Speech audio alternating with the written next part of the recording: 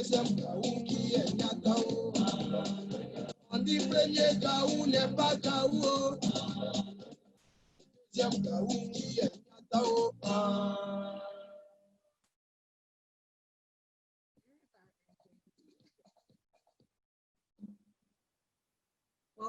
everyone to the Call to Arms webinar, a critique of capitalism, the elite class, corporate-run governments for program evaluators.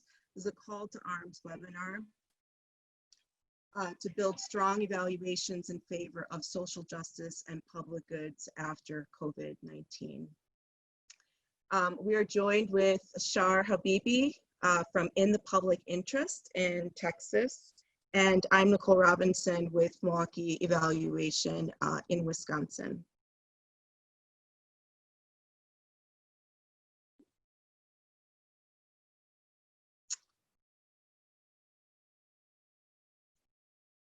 So before I get started, I actually invited Shar Habibi to be an amazing thought partner on this, and this was pre-pandemic.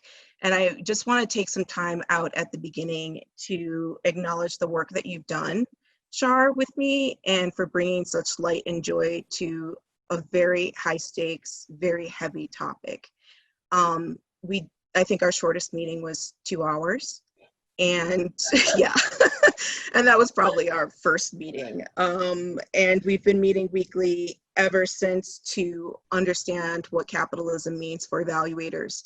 I've shared with you that in this global pandemic where millions are off of work, thousands are dying, where we are living in fear of getting our loved ones sick, where our corner store bakeries are competing for funds with the LA Lakers and things like that. This, thank you for bringing a lot of insight, laying the foundation for this work for evaluators, so that we can really unpack capitalism and do, continue the work that you're doing and do it justice. So thank you so much for agreeing to participate. And when we were on the cusp of this pandemic and didn't realize what was about to happen as we were planning this webinar. Well, thank you so much for having me, and I'm very, very honored to be on this call. And like Nicole said, we have spent a lot of time together thinking about these issues, exploring them together, and it really has been just the conversations together have been actually a really nice connection through this time. So thank you very much, and thank you all for having me. Yeah. Shar's going to introduce herself a little bit later, but just as we move through these conversations, we are about to drop some Easter eggs, nuggets, and bombs on y'all, and a lot of jargon. So please feel free to start using the chat function and asking questions along the way. This is our contact information. Both of us have communications folks on board, so tweet us at Milwaukee Eval Pub Interest, and Shar's email and contact information is also on this slide. And we'll make sure we get that out to everyone at the end of the webinar. So we have so much to cover, to the point that they basically told us this could be a semester, and that's not lost on us. And we want to get through a lot of materials on capitalism, public goods, neoliberal economic policy, all the code words, how that impacts the field of evaluation. But Shar and I are both storytellers. We will go off on a tangent really quickly. And we're both more is more people. So because we have so much to cover, and because capitalism, colonialism, imperialism, neoliberal policies, knowledge production, all of that we want to cover with you today, we are going to go back to the Black Panther movement. We're going to go over to Algeria. We're going to go over to India and understand what imperialism, knowledge production, colonialism, capitalism, what that means and what that means for us as evaluators. So because we are doing all of this, when we've timed it out, we are like 30 minutes over, and we want to finish at least in 2 hours, maybe 15 minutes. So both of us are going to be reading and leaning on our notes. You're going to see me looking down because I want to make sure that we get through everything and give you a really comprehensive overview. I'm going to channel LeVar Burton from Reading Rainbow and, you know, try to make it as creative possible. So I apologize that I'm looking down, but you can see from our learning and application that we have a lot that we want to cover. And you're going to notice that there is a sense of urgency in my tone, and there's a reason why we called it a call to arms, not a call to action. And a call to arms for evaluation warriorships, we understand warriorship as warriors protect. And that as evaluators, if we have a social responsibility, our social responsibility lies in protection. And Fanon talks about an era of freedom and who you are in an era of freedom. And he says you are a responsible citizen, an organizer, an administrator, and a soldier. So I'm Nicole Robinson, the founding president of Milwaukee Evaluation, and these are two of my boys. There's a third one. If you look on the left, so it says data, right? They had a very specific way that they wanted to color this in. And they actually yelled at my sister for trying to infuse her artistic lens in it. And it's those stories that I love and that I'm holding on to right now. I usually have this just to recognize the people behind the data, and I actually want to dedicate this webinar to the people behind the data, the people behind the trends that we're seeing with COVID-19, but we're seeing with other issues as well. Don't let the little guy over there fool you. He's an 80-year-old man. He's just was just born recently. And here's their blooper video. We want to introduce what we both do. So we'll talk a little bit about what Milwaukee Evaluation is. We'll do that really quickly. And before we go into the meat of this work, which we break down into 3 sections. Critique on capitalism, a critique on the elites, and the corporate-run governments. As I said before, we anticipate running behind in about an hour, so around 2 o'clock. So there's going to be a huge block where Shar is going to dig deep into what corporate run governments are and what neoliberal policy is. And after that, I'll pick up and sort of ground it in evaluation. But we don't trust the technology hasn't been working consistently for us. So there'll be a huge block where it's, where's the evaluation in this? So just some table setting there. So Milwaukee Evaluation, we are the Wisconsin statewide affiliate for the American Evaluation Association. And we engage work that's really how we define as emancipatory capacity building. And what we're working toward is a practice of evaluation that's more closely aligned to social justice and human rights frameworks. And so this webinar is a part of that process. We also want more evaluators of color and underrepresented groups, Spanish-speaking, lay, tribal, youth.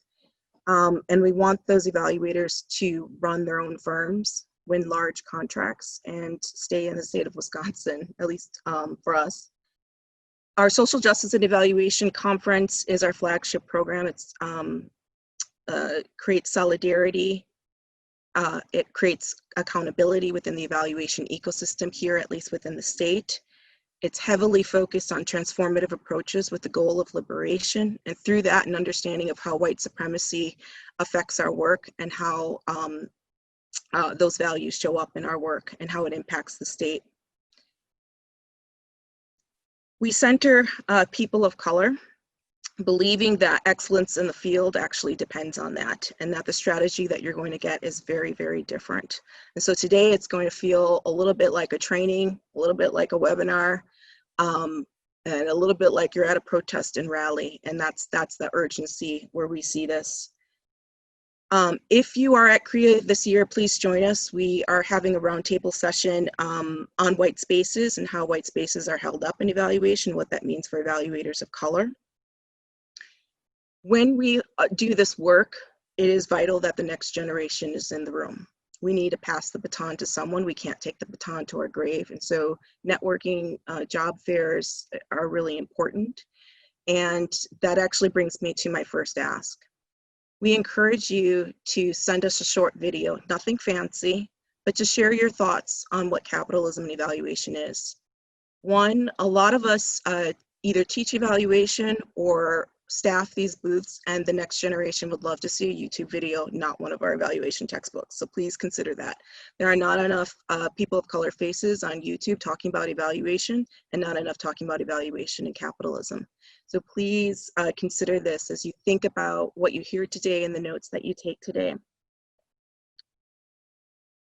For all you Trekkies out there, this is the control panel of the Starship Enterprise. No, this is our snapshot of our history, and the work that we're talking about today is actually starting here in 2018 with our first African meeting, African leaders meeting, and we had a second one in 2019. Collectively, we met with 50 African leaders on the issue of imperialism and knowledge production, on the issues of capitalism and our role as evaluators, and indigenous knowledge systems. And I actually encourage you to check out Dr. Begali Chalisa's work on this. She's a post-colonial scholar and evaluator, and she reminds us that colonization, imperialism, and the new form, globalization, play a role in suppressing, marginalizing, silencing knowledge systems of formerly colonized, historically marginalized, and oppressed people. And that's partly the reason why many of the authors that we're going to lift up today are African or African American. And so this is a picture on the left of one of the capitalism groups from 2018, and on the right is one of the newsprints from the 2019 meeting. And as an affiliate, we've already come out and said that if we're silent on white supremacy, we are perpetuating it. We're accomplices, we are complicit. And so at these meetings with the African leaders, it was becoming apparent that that's true for capitalism as well. That not engaging capitalism as a field and specific economic policies, structures, institutions, that we were perpetuating a status quo that doesn't work for everybody. And so, yes, the political context and the current health pandemic created urgency around needing to address capitalism, but the need was already there. And so as evaluators, when we say root cause, social determinants, structural systemic reforms upstream, when we're thinking upstream, we also need to be thinking explicitly and directly about capitalism. And so it's in that vein that we're going to cover a lot of topics and try to give you as good of a roadmap as we can, but we will jump around. So please use the chat function.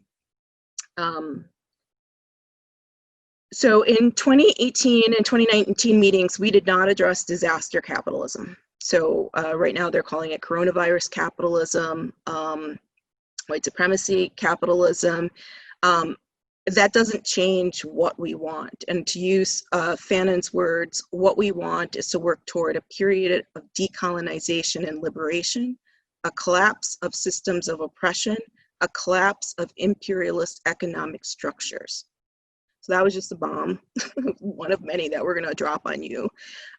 Disaster capitalism makes that goal a little bit challenging, but it doesn't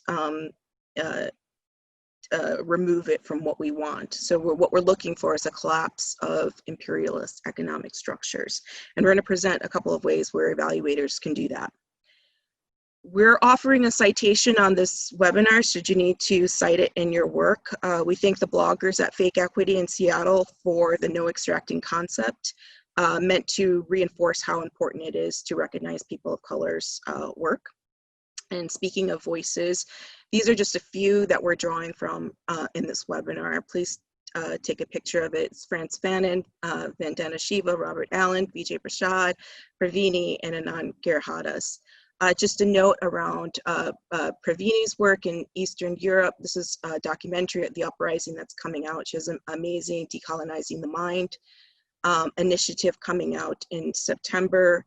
Their work is important because their racial equity is closely tied with the human rights framework and a long-term decolonization process. So they actually say that when they describe and talk about their racial equity work. Vijay Prashad is in Marxist economics. You'll find his work in the Third World Quarterly. They did a special issue on imperialism. and how social scientists need to bring back imperialism and not think about empire building as something that happened in the past, but that it's happening right now. Vandana Shiva, Oneness in the 1%. She's actually depending on the publishers as a civil servant with the Indian government, depending on them to print this book. It's out of copy now. Australia is the only one that has it, but please consider getting it. It's very, very good, and she unpacks who the 1% are and what they're doing. And with it, she actually infuses a lot of healing into her conversations around creating an economic policy that's rejuvenating, restoring, regenerating. Robert Allen repositions the civil rights movement from an anti-capitalist perspective. And then Robert Allen and Fanon are going to be quoted a lot. So I almost feel like a book review in this piece. But please take a look at their work. So just a note on the terminology. We are going to jump from an anti-capitalist stance to a regulated capitalism stance. We understand that there's a difference, and the differences are real, especially in practice. If you look at the civil rights movement, the groups that were anti-capitalist couldn't partner with the regulated capitalist folks, and if they did, the relationships usually dissolved. So we understand that even if you think of it in terms of evaluation speech, that the outcomes of a regulated capitalist would be too incremental, too small for an anti-capitalist, and that's very important to know. We're not ignoring that fact. In fact, when we go back to W.B. Du Bois's work, he actually calls for an abolitionist response. One of the co-founders of Black Matters also calls for an abolitionist response to capitalism. So the differences are real, but we are going to just jump back and forth as if there's no problem in doing so. Our one nod to libertarianism is the corporatism critique. They argue that the American system is not a capitalist system, it's a corporatist system, and that we're mislabeling it. We don't restore that issue. So now to the first part of capitalism. Our nod to anarchists of color, Class Trouble, please check them out. They have a lot of t-shirts, free educational materials for students and teachers to talk about anti-capitalist views, and then they also have a blog. We're not going to cover modern monetary theory, but please look into that as well. That's what allowed the government to print money, the $2.2+ trillion, to be able to fund pandemic relief. It's also the theory that's being used to back the Green New Deal. So please check that out. We're not going to cover it in this webinar. So when we think about the critique to capitalism, the Reading Marx book on your left makes a couple of points. This was actually one of the harder books to cover for this session. But in it, they make very clear that there's no external force that is as big or that is countering capitalism. There's no socialist bloc. The socialist countries are offering some antitrust lawsuits, but there's nothing that is going against the capitalist system. And that, yes, capitalism will implode on itself, but it also destroys alternative systems. And so they make the argument that if you are inside a capitalist system, the jobs to be done is the jobs of contradiction. And so Frantz Fanon, who I've introduced earlier, is a decolonizer, talks a lot about contradictions and their value. And so what he argues, looking at the Algerian independence context, he says contradictions destroy the pacification systems and the logic behind capitalism. It doesn't hold up anymore. And that's very clear in COVID-19. Shar is going to talk a lot about that. And what happens when you do the jobs to be done is, identifying, unpacking these contradictions, is that it forces the colonizer to lower all pretense of democracy and fairness. Shar is going to talk about that in the context of COVID and in their work, which calls for us to discredit failed and economic political policies. So the first argument, the first true critique, so now table setting is done, why capitalism is bad. We're not going to spend actually too much time in this. We assume you're walking into this webinar with this knowledge, and that the title suggested that we were not going to talk about its strengths. This is definitely, if you look at this list, the anti-capitalist list.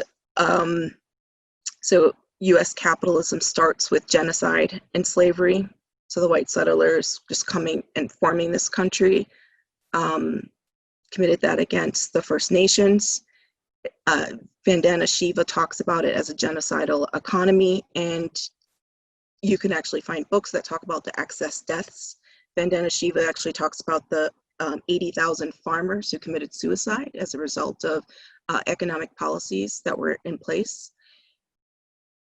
as the country is moving closer toward a neoliberal paradigm, that the US capitalist system is extractive, that it's based on race, gender exclusion, that people and planet are disposable, that it justifies wars, terror, violence, that leads to authoritarian governments, that it engineers hates, that it undermines democracy. So all of these things, we are arguing, when you look at the words hate, control, force, genocide, slavery, exploitation, extraction, that is capitalism. These are not side effects. These are not unintended consequences. And we want to flag this here because when the few authors who did cover capitalism and evaluation, these frames are not used. Genocidal economy is not used. And we lean very heavily on these words, as I've said before, colonialism, imperialism. Tamari Katosa reminds us that research and evaluation have epistemologies and methodologies that are used to justify colonialism, imperialism, and slavery. And so if we just pause for a minute, using Robert Allen's definition of colonialism, because we're dropping a lot of jargon, he defines it as the direct and overall subordination of one people, nation, or country at the hands of a dominating power. And so these concepts, capitalism in the context of colonialism, imperialism, are lost somehow when they get translated into the evaluation context. And so that list is very important. As a part of this webinar, we put together a series of hard questions. And so the first one that we have for you is, am I willing to confront capitalism in my profession? Something for you to ponder. So the second argument, you might have looked at that list and said, okay, I don't run a country, so how does capitalism affect my daily life? Like, how am I perpetuating capitalistic ideologies that are leading to all these issues that I'm trying to solve through my evaluation? And I want to try through an activity breaking down how capitalism shows up at the micro level, so your everyday experience. And the first is, we're just going to walk through how market terms are influencing the evaluation work that we're doing. So one of the things that I love about evaluation is that we are interdisciplinary. We do borrow terms from other sectors. I'm from social work and public health. We would never refer to client results as outputs, right? But that's one of the values of our work, that we do cross interdisciplinary boundaries. And so take the example of duplication. This is an issue that a lot of us confront in our work. And the issue of duplication, how I'm labeling it here, it comes up in the nonprofit sector, but the government sector as well. And so one example is there's too many groups working in one school, one neighborhood, doing the same thing, offering the same services. So I'm calling that duplication. And so in terms of the problem of duplication, what's discussed publicly? So we know that in the terms of the public-facing concerns, duplication suggests a lack of coordination, silos, gaps, chaos, unsustainability, maybe incompetency, inefficiencies. That's definitely going to have an impact on quality. And very commonly in the instance of, oh, there's a lot of groups doing the same work in the same community or with the same people, we'll often hear oh, they don't know what each other is doing, they don't work together. So as an evaluator, we often conduct scans, we often do landscape analysis, needs assessments. Sometimes we're a convener, we're great facilitators. And in our evaluation work, we are proving uniqueness, added value. We often have designs that have control and comparison groups to prove that. We might even talk about leveraging, and we might even give our clients suggestions on how they can specialize their approach. So that might mean refining eligibility criterias, narrowing, and who do you work best with? So those specific populations. So thinking about the problem of duplication, I want to ask you, what is it wrong with duplication? And so if we unpack this construct, my question to you is, what's wrong with 10 groups serving the same school, the same neighborhood, the same population? What's really wrong with the same person getting the same service from more than one supplier? Think about your answers. My argument is that unpacking this problem of duplication is we have a capitalist logic, and a logic that where there's austerity, there's scarcity that places limits on charity, that there's paternalism, that there's white supremacy, that there's a value system on who's deserving, archetypes like the welfare queen, dependency is underneath the problem of duplication, that there's distrust, fraud, deep suspicion, and even a rejection of the welfare state that's truly unpacking this problem of duplication. And so when we unpack it, the solution that we often see, so after the evaluator's done their landscape, is we have a market solution of consolidation. So groups merging together, centralization, new hubs being formed, directories online. In the olden days, they were large books. And you also have heightened competition for funds. So you have grant-making procedures that try to identify the best group who has the best programs and having the best results. My argument is that there are strong contradictions in this approach. The first is market saturation. So while many of us do not have MBAs, in the business world, you actually have to prove that too many McDonald's, too many Starbucks is a problem. And the term that describes that is market saturation. That's usually unproven. The contradiction is also that when we find a really great group, we want to replicate. We want to bring it to scale. And I've never done a needs assessment or read a needs assessment that said all the needs were met in a particular community. So in that, I have to ask, like, what is the underlying logic of the problem of duplication? Does that still stand? And what would a people over profit agenda look like? And so a people solution, I would say, is to increase money for these groups, these 10 programs in the same school, working with the same people, providing the same services, and that we would be decreasing competition for those resources. That should make you think, what? That should sound absurd. And that's how the capitalist conventional wisdom is so ingrained in our work, that this solution sounds absurd. And so I'm asking you to take a look at these lists, to look at your proposals, your RFPs, your scopes of work, and look at the terms that we've been using. And do they serve a people over profit agenda or a profit over people agenda? And Anand tells us that in an era of capitalism, which has no ideological opponent or similar stature and influence, it is very hard to escape the market's vocabulary, values, and assumptions, even when pondering a topic such as social change. And so all behavior has an ideological strand, and when we take these terms, we are also taking the capitalist ideology that goes with them. So we ask, the next hard question is, am I a capitalist evaluator? If you've come to our events before, you've seen this definition of social justice, and it's plastered on everything. It's in the rotating PowerPoint, it's on our brochures.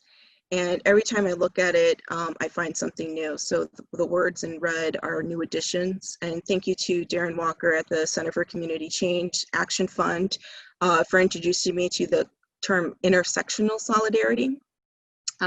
This particular definition comes from UC Berkeley and is modeled off of one of the earlier definitions of social justice that came out in the 70s. In terms of the social justice, it seeks a redistribution of power, and power defined here as resources, opportunities, and responsibilities. And it also seeks to have people exercise genuine self-determination. The third argument that we're going to make in this section on critiquing capitalism is that capitalism has been eroding public goods.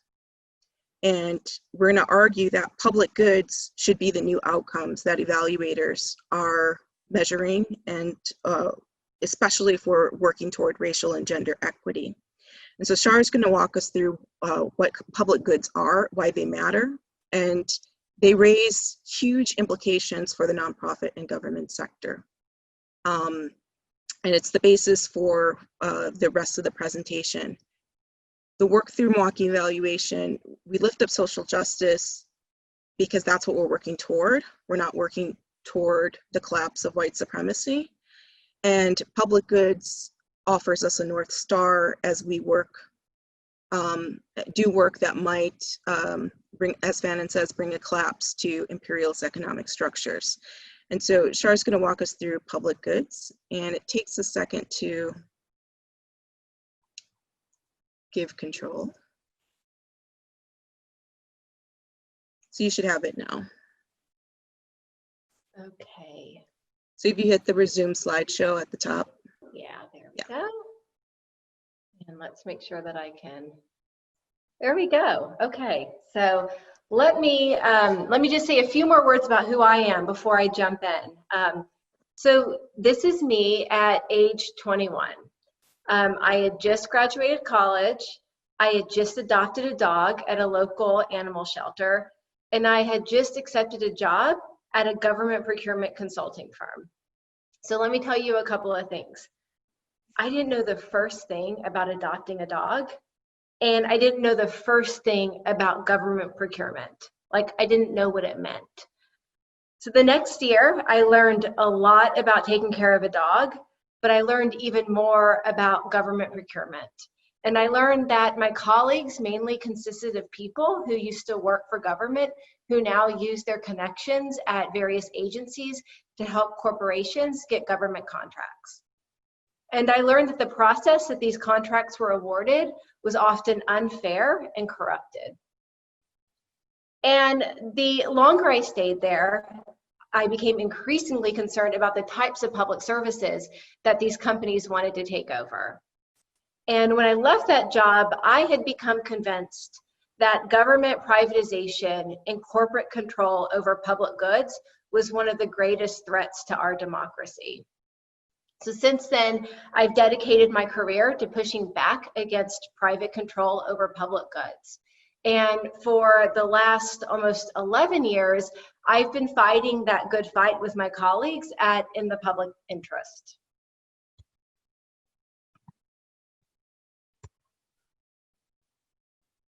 Let's see if I can, having a slight technical difficulty.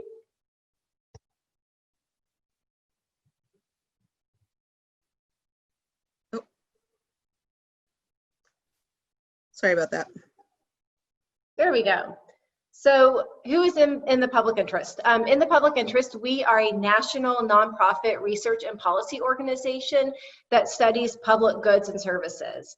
And we help citizens, public officials, advocacy groups, researchers better understand the impacts of government privatization on public services, democracy, equity, and public budgets.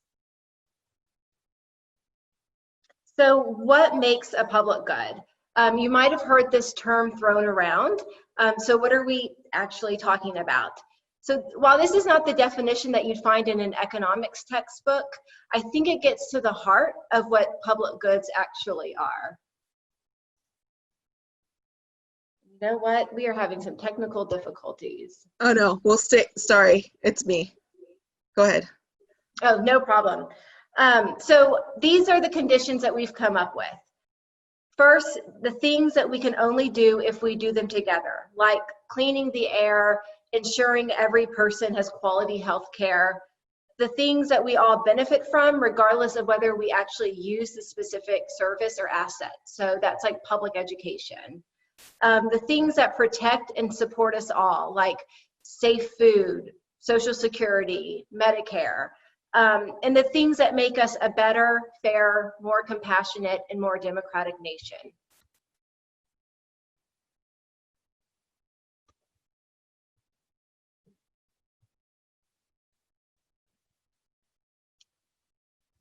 So Nicole, I might have to have you take over the slides. Okay. I got it.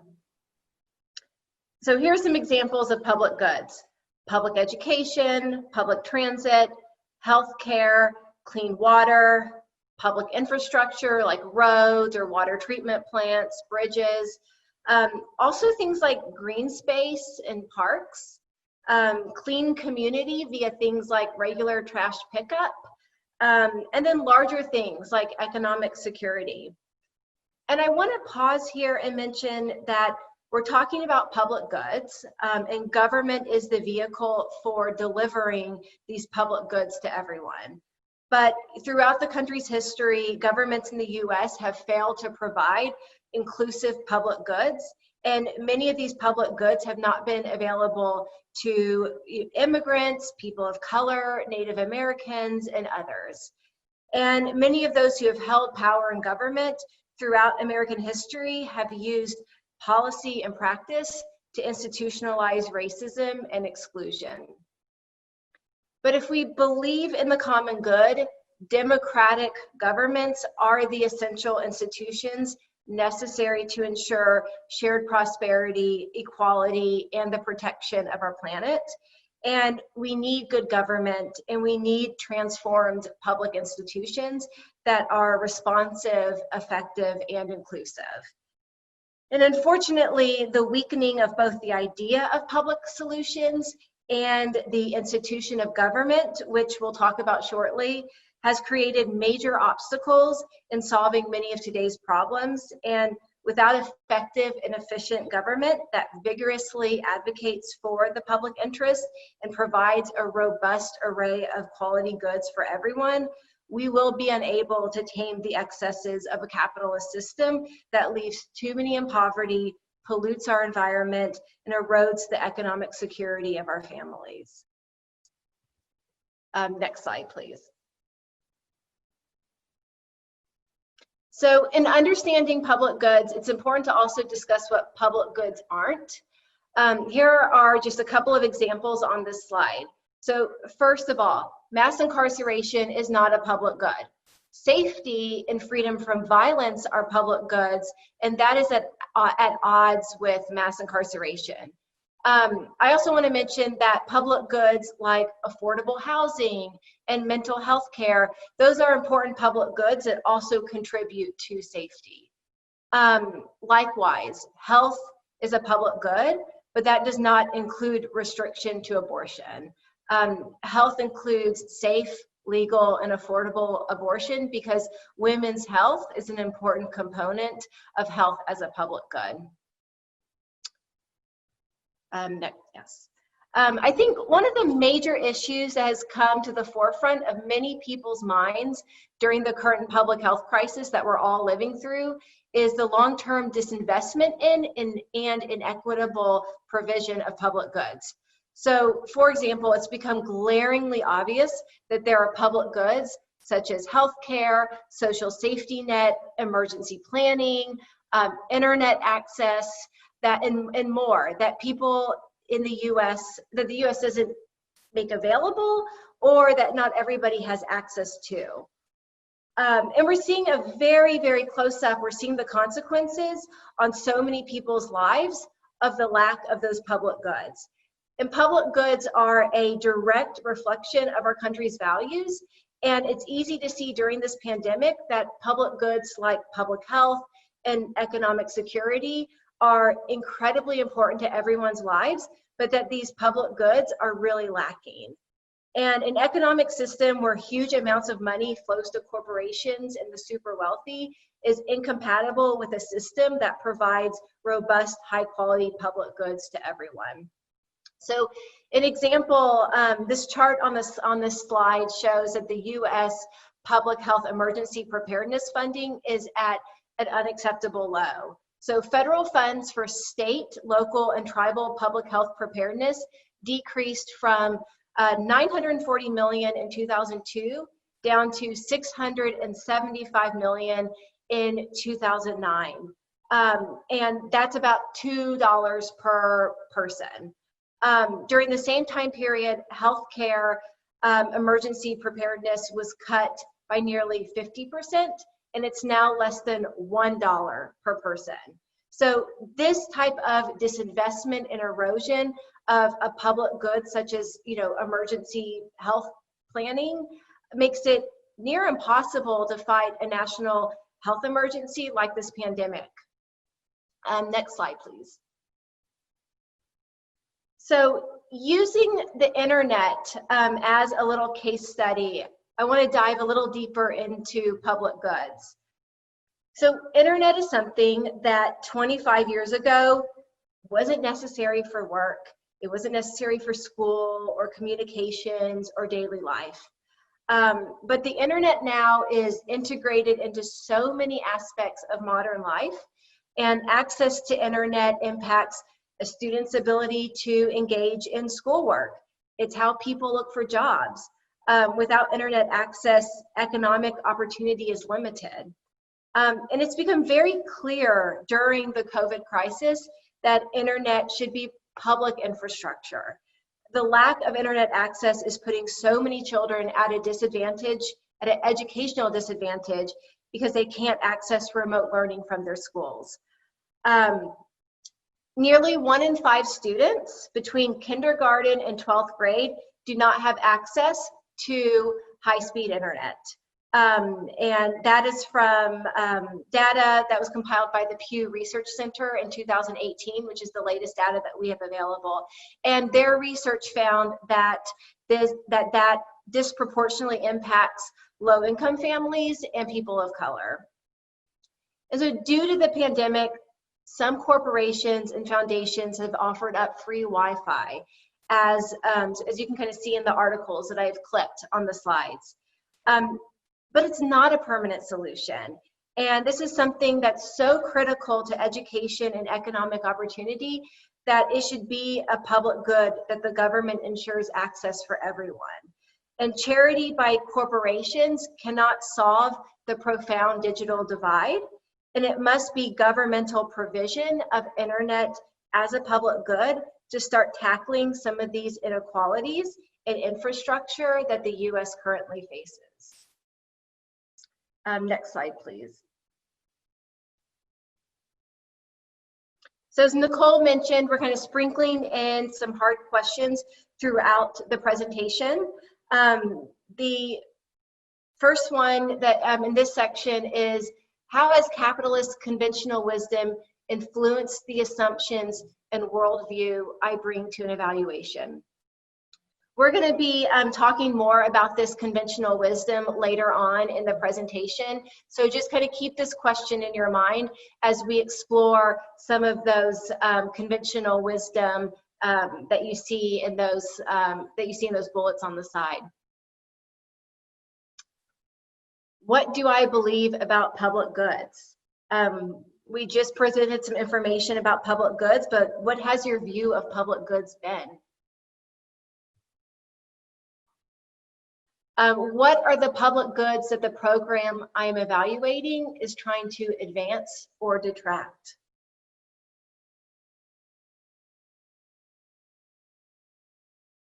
And what are the market's failures and achievements in terms of the problem my clients are trying to solve? Thank you, Shar. There are very few evaluators who actually have talked about public good. Sandra Matheson offers us this article as well as a longer 40-page document. This particular article is actually her keynote speech at an Australian conference. And she offers some very clear commentary drawing on her 40 years experience. And in it, she says that if we believe evaluation is making a difference, then it's not doing enough, just looking at the trends. And she says it's not doing enough because it's not supporting the public good.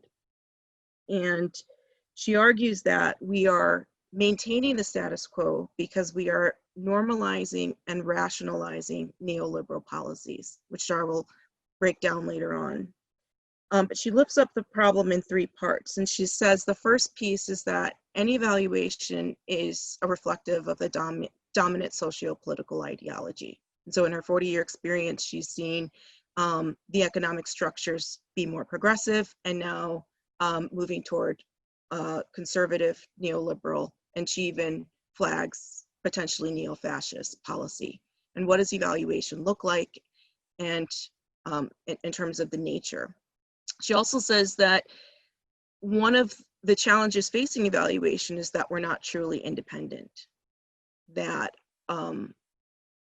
in the progressive era, evaluation was itself a public good, but in the neoliberal era, evaluation is a commodity, a fee for service. And so the evaluations that we work on reflect the political and economic ideology of the program that we are assessing. And in that, we end up maintaining the status quo.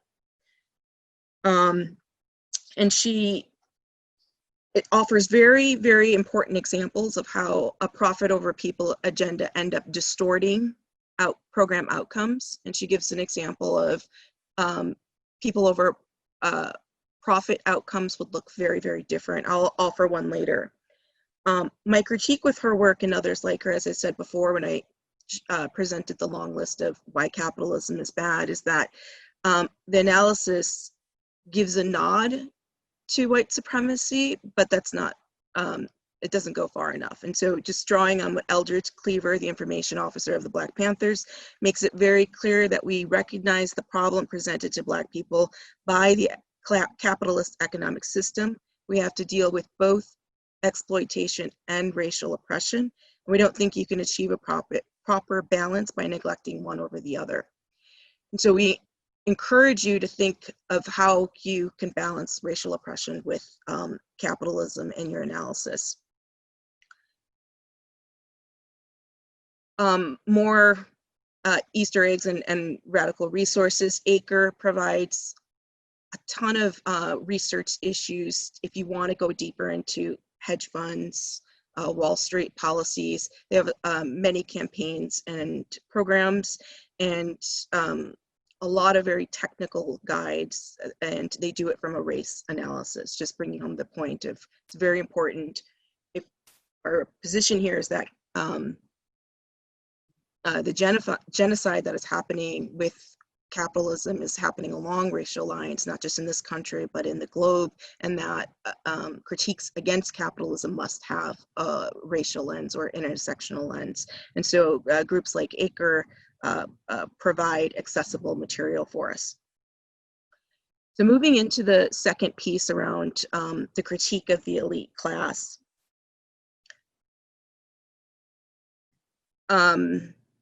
When we think of the elite class, who holds power, these are terms that I think have been used more and more in the media. I'm hearing more plutocrat, oligarch used more and more. Certainly the 1% with the Occupy movement several years ago is used regularly, even by the media. This slide in particular is more search terms for you to think about, and to also think about where you are. Evaluators most likely are in the professional managerial class. And what's important for us to understand about these groups and how they function to serve the 1%, the 5 people who make up the 1%, and how they serve white supremacy. And so the note on how they serve white supremacy is that they uphold the elite's agenda in day-to-day matters. And I want to just flag a moment and talk about the Black bourgeoisie. and why it's important to talk about Black capitalism in this context. And how I actually found the Robert Allen's book is Colin Kaepernick actually posted a paragraph in response to Jay-Z and Beyonce meeting with the NFL. And he talked about what the Black bourgeoisie, what its role and function was in the Black community. And what he argues is that the Black bourgeoisie, even the managerial class, are a token class, assimilation, an example of co-optation, and that it's part of the pacification technique. That'll come up more in our examples in a minute, but I did want to flag that because it's a lot of the friction within communities, and I actually tried to find critiques in Latinx, Asian, Native communities. I couldn't find critiques on capitalism now with regard to those communities, but what is likely to happen as we work in our community is a division between those who have so-called made it and those who have not. And where the civil rights movement failed, according to Robert Allen, is that it didn't lift everyone up. And he discusses the function of this group in contributing to that result. So in terms of the elite, they don't walk into the room saying, yeah, I'm a plutocrat. And what Anand offer us is that they actually walk into the room with these titles. So social entrepreneur, thought leader, social innovator, philanthropist, venture capitalists. And so thinking about power in the context of even public goods, drawing back on the Black Power movement, power was defined as the total control of economic, political, educational, and social life of our community from top to bottom. It was also defined as the flow of goods and services. I think COVID makes it very clear that we are even further removed from our food supply chains and other supply chains. But they were thinking of power defined in this way, very much lifting up the need for public goods, very much lifting up why they considered themselves a colony within the United States, because they didn't have control over these things needed for their very survival, needed for their day-to-day existence, which is what we're seeing now in terms of the inequality that's here, in 2020. Fanon talks about as countries were gaining their independence at this time, so countries in Latin America, Asia, on the African continent, that they were gaining their political freedom, but not their economic freedom. And because they didn't gain their economic freedom, he actually referred to this as a reconquest, part of the new imperial state. And so it's very important for us to just think about, in our evaluation work, whose economic power am I advancing?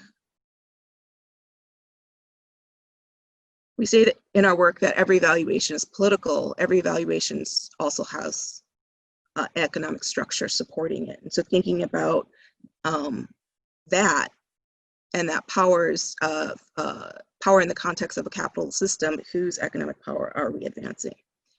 So we can pick a lot of elites. Going back to the key voices here, Vandana Shiva, Robert Allen, Anand Giridharadas spent considerable time on one specific class of elite. The elite that actually evaluators are most closest to in our day-to-day work. And that's the work of foundations and the philanthropic sector. So we're going to focus on them and their role in public goods. To lift up Vandana Shiva's perspective, she argues that foundations are investing in future markets. She refers to philanthropic capitalism, which has been used before. And she's working now, 2020, in India. Robert Allen is looking backwards in the 1960s, and he spends considerable time on foundations and their impact on the civil rights movement and the groups that were involved. And Anand carries out the argument as well. And he specifically says that foundations believe that their solutions should drive change, that the project officers are part of the managerial class, and he actually refers to this as plutocratic social change.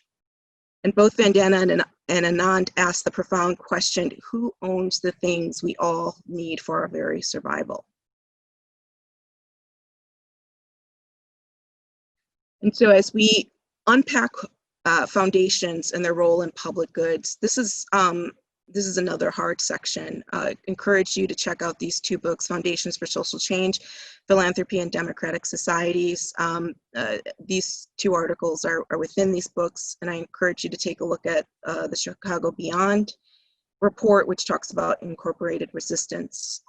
Just to break these down overall, and then I'll give you a couple of examples of them. So the first concept is by Horvath and Powell, and they break up philanthropy into two types, disruptive and contributory.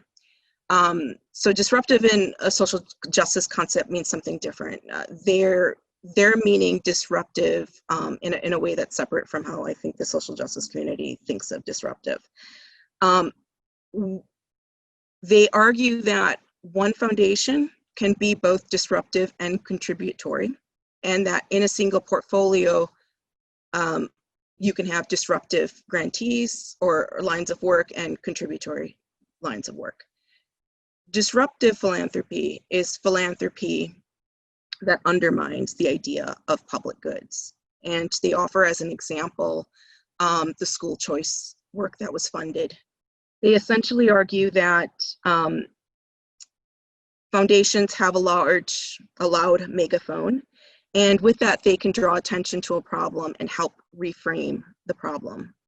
And they usually reframe it so that the solution is a market solution. And they pay for research to support these frames.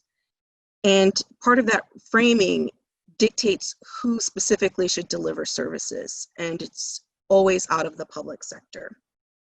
And they argue that the disruptive philanthropy is actually undermining democracy because there's no collective action, no collective problem solving, and that as public problems move into the private sector, there's no accountability. There's no way that we can collectively counter philanthropy's work. Channeling theory is similar in that it states that the foundation seeks to control the grantee's work.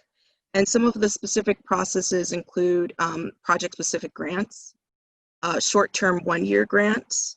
They argue prescripted outcomes. So if a grantee responds to a RFP that's looking for grantees to work on specific outcome objectives that have already been laid out, they describe that as a form of channeling, as well as eligibility criteria of which organizations would meet the funding criteria that the foundation wants to serve. They argue that that is a form of channeling. And the effects of it have resulted in just 1% of foundation dollars go to Latinx communities. Another group, Emergent Strategies, refers to redlining philanthropy, that very few Black-led organizations receive money, and if they do receive it, it's the most restrictive form. And that 12% of foundation dollars go, less than that go to women-led organizations. In another form of channeling, I think is reflected in the incorporated resistance concept, which they define in this report, that change concepts are co-opted, de-radicalized, depoliticized, and used to create the illusion of democratic participation.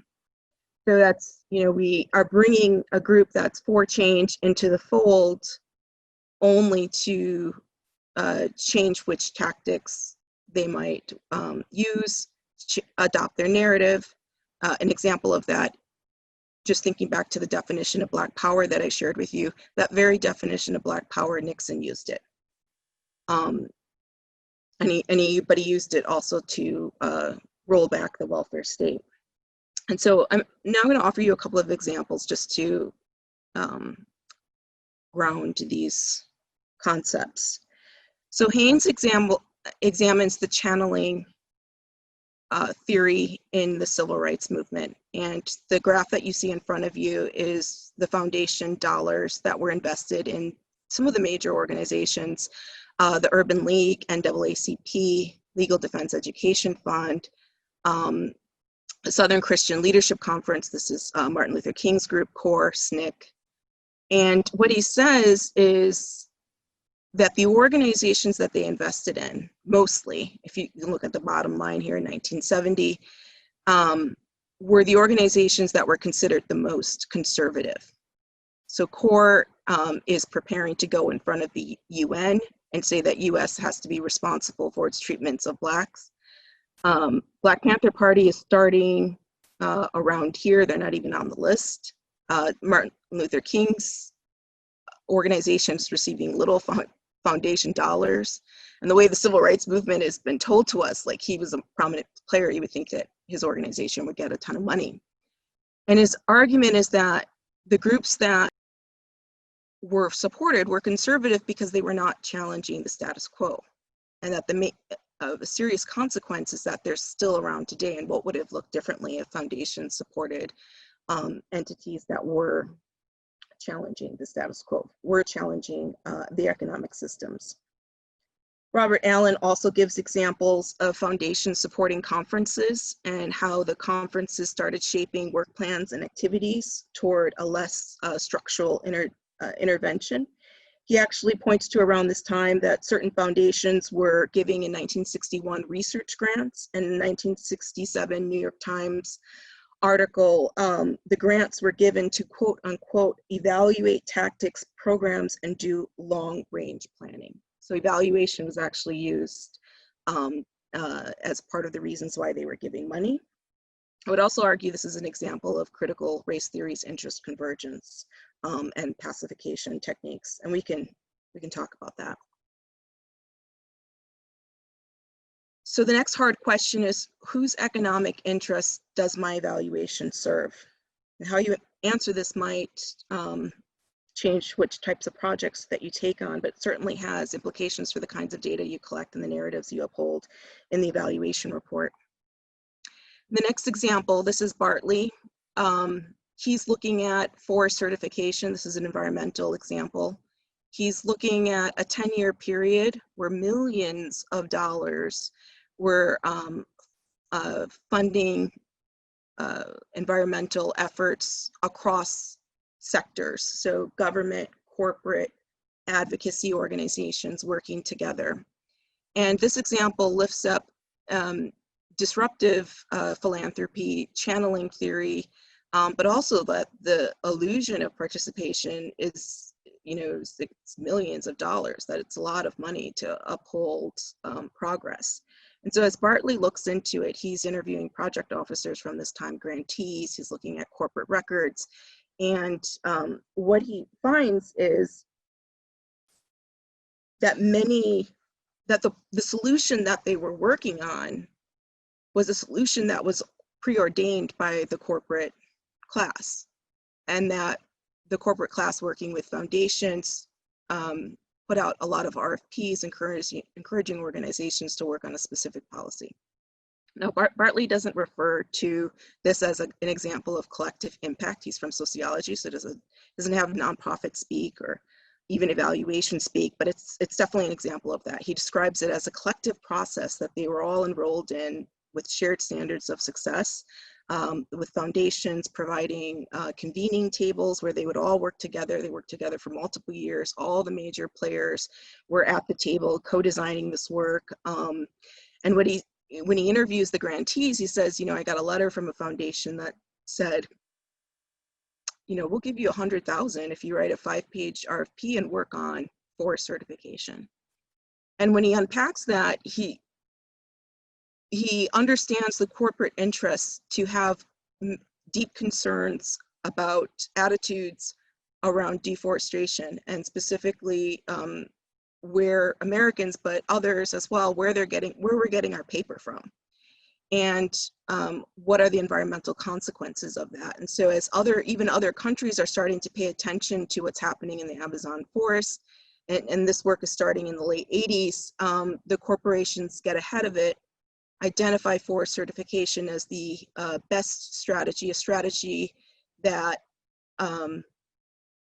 puts the solution in their pockets, whereas the activists, advocates actually wanted international agreements to protect the environment. So they worked on this, and I would not have recognized this as disruptive philanthropy. I wouldn't have recognized this as channeling. I actually would have probably been like, wow, all these sectors are working together, they're achieving their policy objectives, and they're all, you know, working and raising capacity. That's how I probably would have judged this. I wouldn't have understood that the interests were already, or the demands were already made before the RFP was, that the corporate interests had chosen a solution and everyone was on board. And they did that through philanthropy. And so I do have a short soapbox on collective impact, because I think it's an example of channeling. I think it's an example of disruptive philanthropy. There's an article from the Stanford Social Innovation Review from 2011, which looks at Mars, where we get our Snickers and M&Ms. And they highlight, look at all corporations are getting involved. They're working with organizations, nonprofits, healthcare sector, and they frame it as an example of a poverty reduction. But if you look at, many of us probably have this document, it's available online.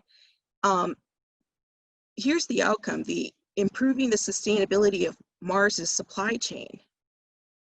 So it's poverty reduction, but they have in here very capitalistic goals. And this is what Sandra Matheson's pointing out, that whose interest at the table and the consequences, the significance of the interest, sort of distorts what outcomes matter and what significance the outcomes are. And so this is you know, meets all the definitions of collective impact. They're lifting it up as an excellent example. They even lift up another example where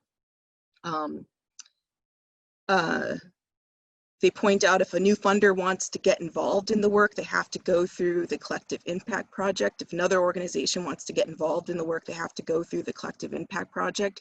But as Bartley points out in his example, is foundations support networks, and they also support logic frames. And those frames have predetermined solutions, and they very, very much are in line with the capitalist agenda.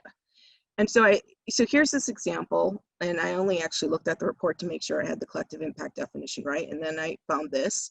So soapbox is almost ending. I did look at Mars. So that report's from 2011. So Mars company is still in trouble for child labor. And in 2019, just 12% of the cocoa farmers are earning a livable wage, which they define as $2.50 per day per person. I guarantee you Mars's supply chain is in track. It's intact. The last example, very quickly, is a queer trans anti-capitalism example from Muriel Beam. And this is a quote from one of her interview participants. "I didn't feel like we had a party line about economic justice, but then I took on Goliath and I left my slingshot in my other pants." So Myra, in looking at the LGBT community, says foundations are not funding projects that disrupt the narratives around economic and political systems or the role of markets. And she applies this to, again, the LGBT community. And she talks about how LGBT organizations are trying to fit their work within the work plan of the foundation, and through that process, it distorts their goals. And this particular quote is from someone who attended a corporate luncheon, you know, to gain funders, but was very honest and said, you can't support the LGBT community if you are also exploiting your workers. I think as soon as she left that meeting, she received emails asking her to be fired. Myra Beam talks about the retaliation going even to the board, where the board received email notices saying, we will not fund you, because she questioned the economic policies of the groups that she was supposed to be receiving funds from. And so with that, the next hard question is, what are the capitalist values does your team hold? because you'll definitely need support if you go and talk about capitalism. All right. That's the last session on elites, and Shar is going to walk us through a block on corporate-run governments, and then I will follow up with the evaluation piece afterward. And I'm going to give you control, and it's just, yeah, it's asking for you to, so you should see that little box.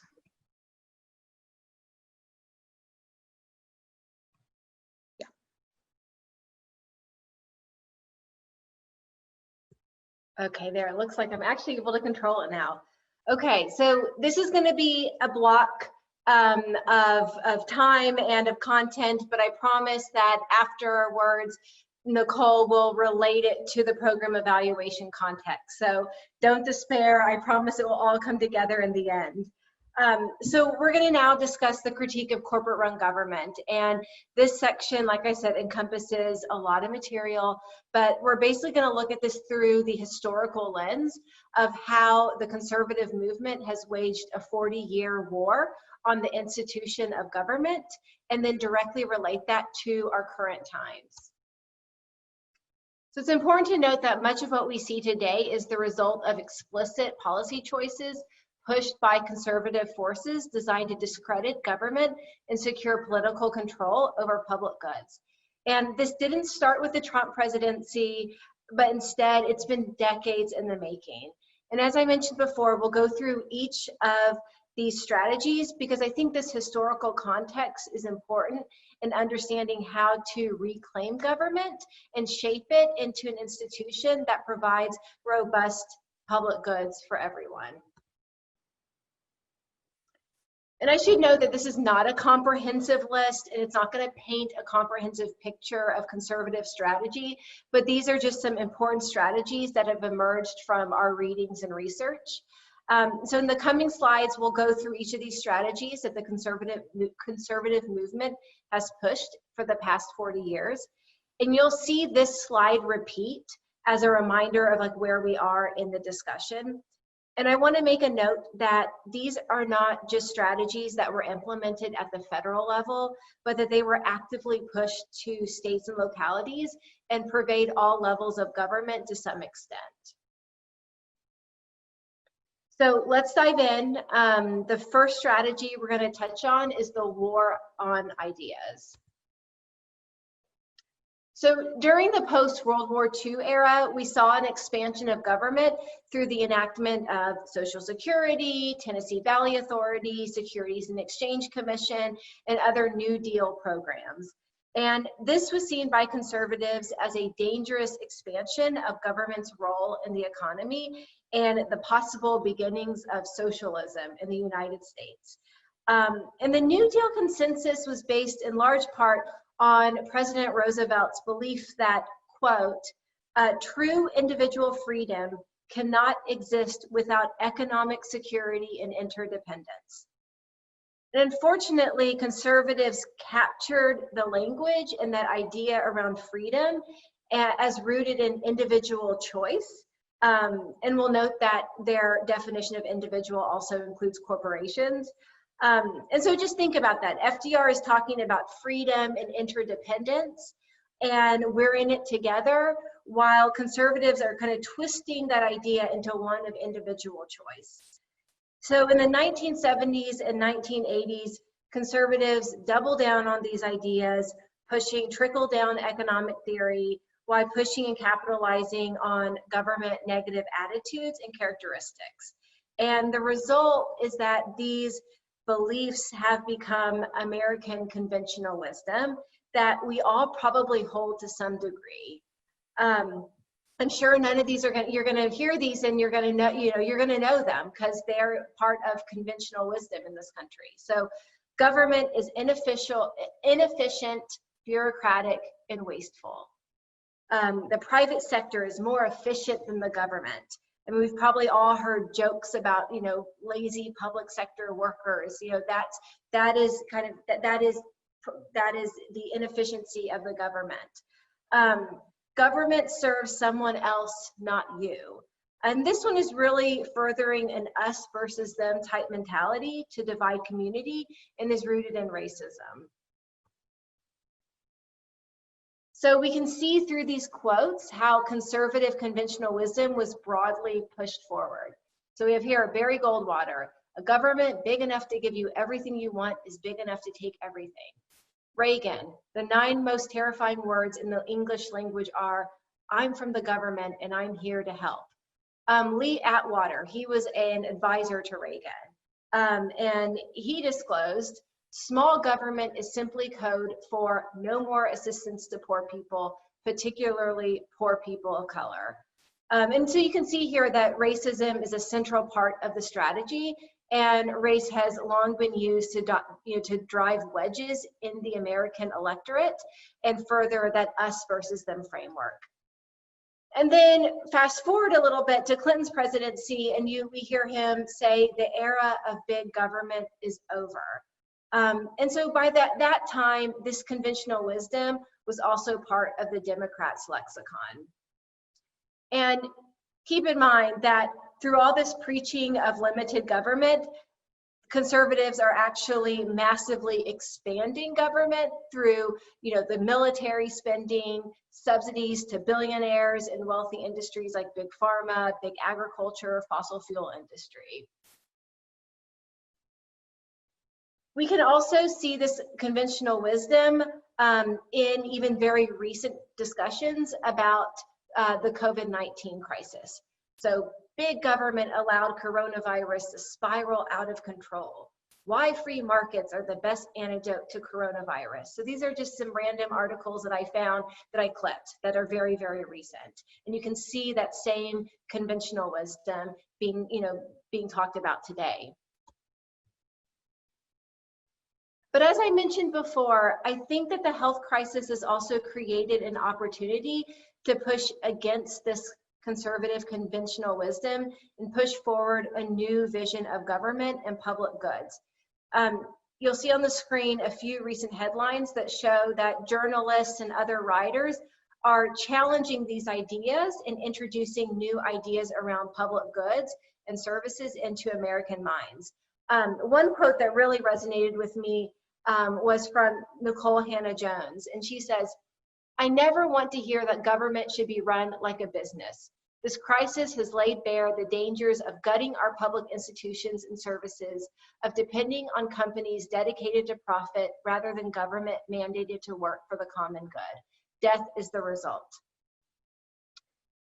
I think the big challenge is whether we can use the lessons from this crisis to help reshape our public institutions and the provision of public goods.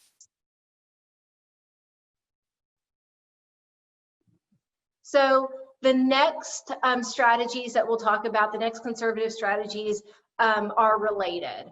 The first is corporate capture of government, and the second is coordinated corporate action. And so we're going to look at those together. Actually, let me go back. Let me make one more point on this before we dive in. There is kind of a fine point to make here. I think corporations are very clear about their purpose. They want to increase revenue, increase market share, increase profit, ensure return on investment. And in some cases that may be fine, but those purposes can and often do conflict with public purpose and weaken our ability to provide public goods to everyone. So it's critically important to remember that their actions can always be looked at through this lens. So for example, they want to lower costs, so they oppose regulations to keep people safe and healthy. They want to lower taxes to improve their bottom line. And they want to get government contracts, so they advocate for privatization. So I think it's important to remember how corporate interests and the public interest can greatly diverge, especially when analysis of corporate actions are part of your evaluation work.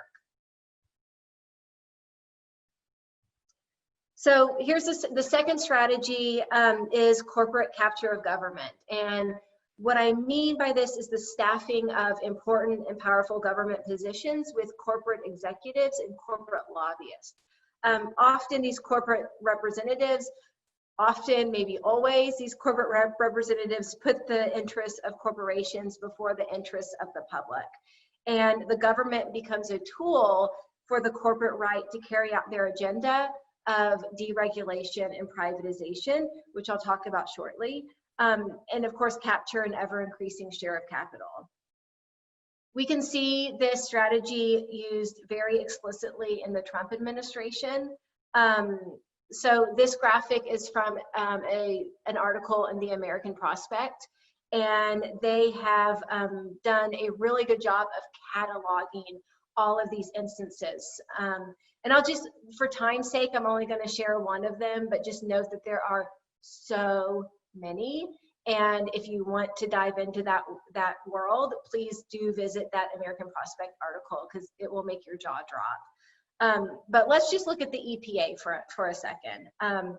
Andrew Wheeler is the secretary of the EPA, and he's a former coal lobbyist whose top client was Murray Energy. And just for some context, the CEO of Murray Energy is Robert Murray, and he's a climate change denier and a major backer of Donald Trump. Murray Energy presented a policy wish list, and EPA so far has acted on at least several of Murray's recommendations. Those include abandoning the Obama administration rule barring coal companies from dumping waste into streams and waterways, making it easier to open new coal plants, and allowing higher levels of mercury pollution. So that's what happens when we get, a corporate lobbyist into, the top position at the EPA. So while we're still on corporations, let's talk about the next strategy, which is coordinated corporate action. The 1960s and 1970s saw some regulatory successes that made cars and workplaces safer and the environment cleaner, including the Clean Air Act, the establishment of the Occupational Safety and Health Administration, or OSHA, and also the establishment of the EPA. And in response, corporations started organizing, and they got together to figure out how they could make the country more business friendly. In 1974 and 1975, the Conference Board, which was a business organization made up of major organizations at the time, held a number of strategy meetings, and they figured out three important things. One was that businesses needed to function as a coordinated group rather than as separate industries focused on their own narrow issues.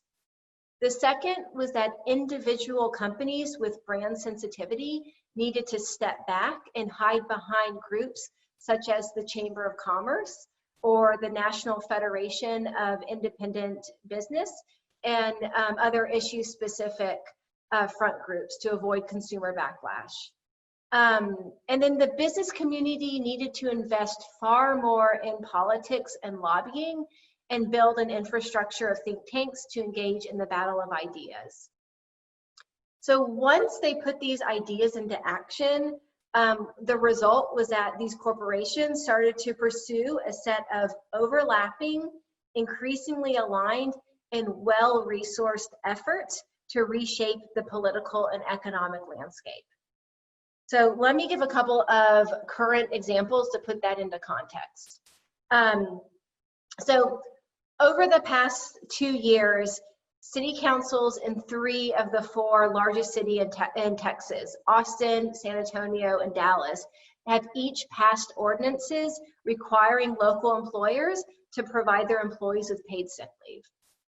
And in each of these instances, the new proposed ordinance was met with fierce resistance from local businesses and their representative corporate associations and groups.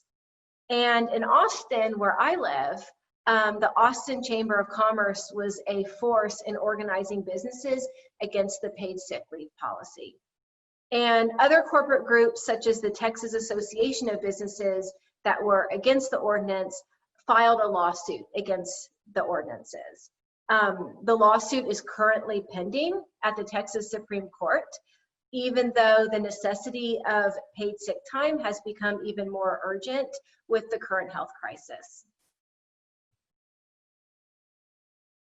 So I mentioned corporate brand sensitivity, and let's dive a little deeper into that as well.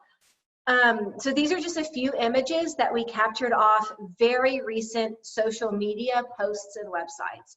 And you can clearly see how these corporations are trying to portray themselves as benevolent and part of the solution through sensitive brand management.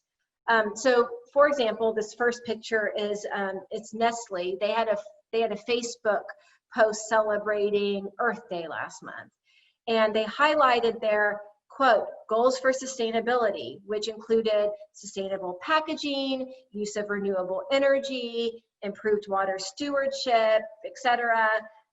But they're completely obscuring that they engage in some of the most environmentally extractive practices and that their business model actually depends on harming the planet.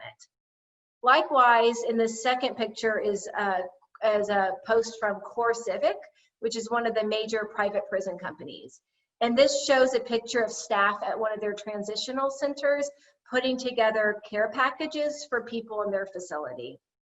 This is clearly trying to soften their company image in the face of numerous reports of human rights abuses, and not to mention reports of COVID infections in their prisons and in their other types of correctional facilities. This last image was from a website of an educational technology company.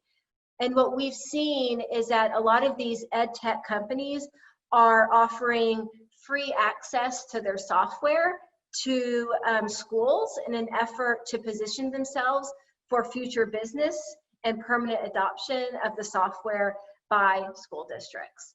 So again, they're trying to portray themselves as benevolent and part of the solution, but it's all managing brand.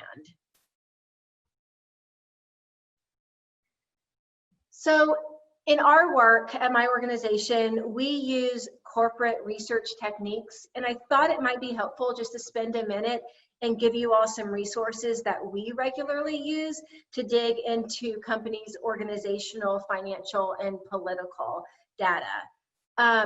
The first link on the slide is a great primer that our friends at Little Sis, which is an ally organization of ours, they put together. And all the sources that I'm going to mention are in this primer. So, so if you're interested in looking more, just that if you look through that primer, you'll see a list of a lot of these and even more resources. So if the company you're looking into is publicly traded, there's a lot of information that can be gleaned from their filings with the Securities and Exchange Commission on the EDGAR database. And these filings contain information about who their leadership and board of directors are, financial statements, creditors such as banks, including copies of the actual credit agreements. I'll say that last year we engaged in a national campaign with a number of ally organizations to convince banks to stop financing the private prison industry. And in the public interest led a lot of the research efforts in this campaign, and we heavily relied on SEC filings to better understand which banks were extending lines of credit and underwriting corporate bonds and to what extent. And the campaign then used that information to target and pressure those banks to cut their financing ties, which was actually largely successful. So 6 large Wall Street banks committed to stop their future financing, and those 6 banks represented an estimated $1.93 billion, or 72% of the total financing available to the private prison companies, Core Civic and Geo Group at that time. So just kind of how we've used that information in like a real campaign. So for political campaign contribution information, there's a number of sources depending on what level of government you're looking at. For federal level donations, the Federal Election Commission website or followthemoney.org has good information about that. For municipal level donations, you'd really have to use your city or county's campaign finance database. OpenSecrets.org is also a really great database to find out more information about corporate lobbying activities. And then also nonprofits, must file tax forms that are available for public viewing on sites like GuideStar. And those 990s will include financial statements, information about board members, executives, compensation data for some of their employees. So again, this is just kind of a sampling of what's out there. And I encourage you to take a look at that primer to get more information if that comes up in your work. Okay, so we're going to look at the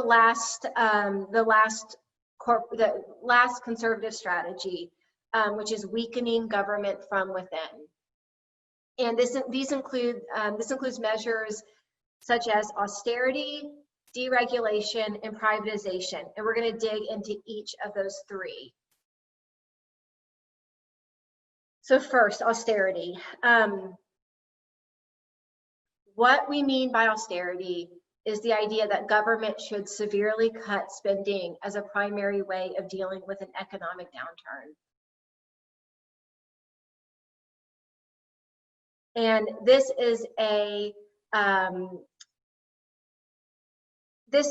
starve the beast approach does not lead to improved economic conditions, but instead leads to inadequate resources to meet public needs, which in turn drives up anti-government sentiment by presenting government as the problem. An austerity approach uses budget deficits as a justification for launching an assault on vital public programs. And it can threaten to create a fiscal austerity cycle, which, growth declines, thereby lowering tax revenues and necessitating more austerity. So you can see how these downward spirals get started. And so we've seen the impacts of these types of policy decisions in the current COVID crisis with health agencies and the unemployment insurance system, both of which have been severely hobbled due to austerity budget cuts during the Great Recession, and then continued funding cuts since then. And these public goods, which are vital in stemming the health and economic consequences of the pandemic, have been gutted to the point where in many places they are unable to adequately fulfill their mission. So you'll see an LA Times article about how budget cuts and restrictive policies hobbled the unemployment insurance system. In the Washington Post, health agencies funding cuts challenge coronavirus response. These are very recent articles. I just want to flag real quick that we're likely to see a number of localities and states make moves toward an austerity agenda with the current economic downturn due to the health crisis. And we know that during the Great Recession, states that took this path, the austerity path, had much longer and weaker recoveries than states that expanded their spending on public goods. And if anyone is interested in seeing this body of research, feel free to reach out to me offline, and I'm happy to connect you with that research. But I think the bottom line here is that austerity doesn't work for a recession.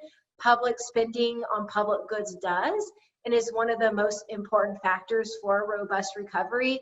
And note that this is coming soon, and we need to keep an eye out for it. Deregulation. So I talked earlier about corporations organizing in the 1970s, and one of the items that they were organizing against were regulations that they perceived as hurting their bottom lines. So corporate America worried that people like Ralph Nader and Rachel Carson, who is an environmentalist and author of Silent Spring, would end capitalism. These were people that were advocating for regulation. And one important strategy that corporate interests used was making economic growth and costs instead of health and safety and other important factors the filter for all new social policy. And I'm sure you've seen this in your work, where in a project where costs may be a primary consideration, and other social and economic factors are secondary. And so from this strategic corporate insight came the reign of the cost-benefit analysis, which I'm sure many of you are well acquainted with.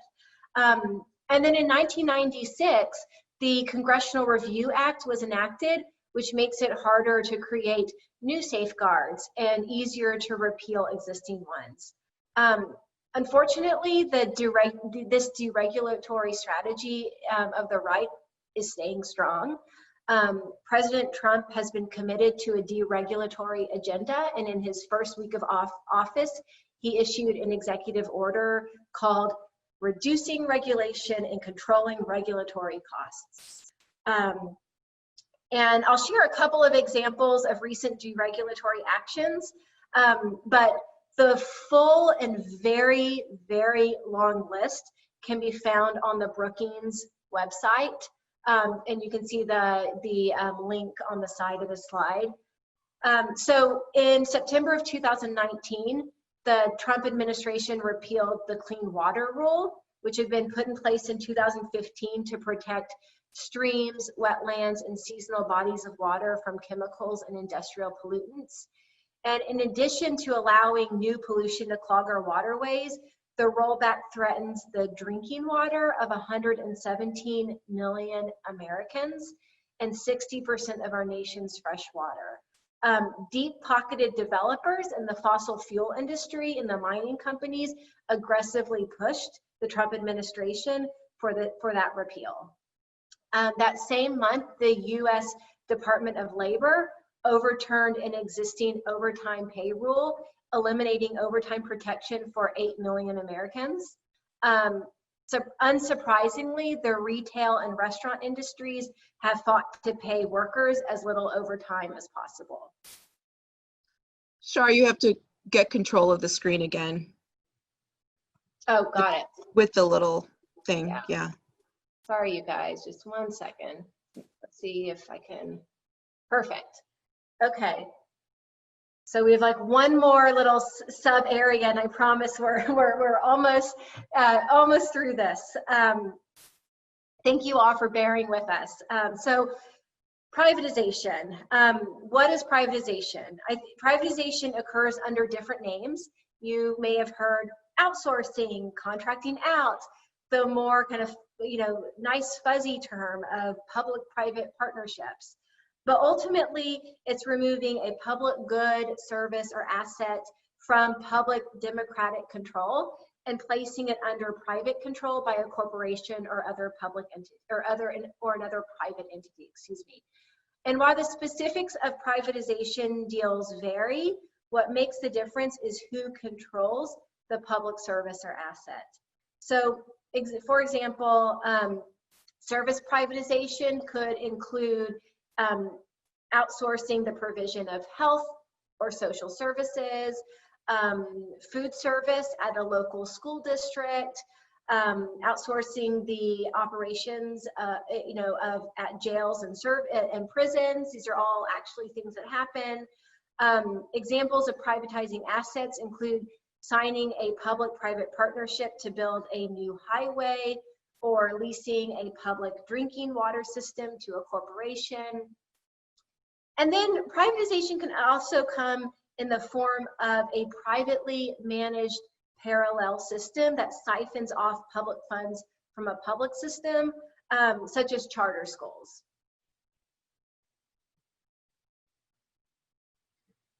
So I want to, before we dig in, I want to present evidence that austerity and privatization were explicit political strategies of the right. So in 1987, Stuart Butler at the Heritage Foundation wrote about privatization as a winning political strategy to divide pro-government constituencies. And he argued that privatization could alter the fundamental political dynamics that favored public spending. So instead of government spending on public goods, that money could be diverted to the private sector. So what are some of the problems with privatization? I think the first one, and it's really important, is the loss of democratic control.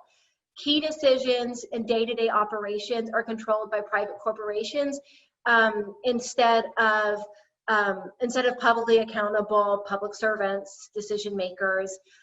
Many contracts also contain clauses that explicitly limit the policy making and planning abilities of governmental entities, and I'll provide an example of that on the next slide.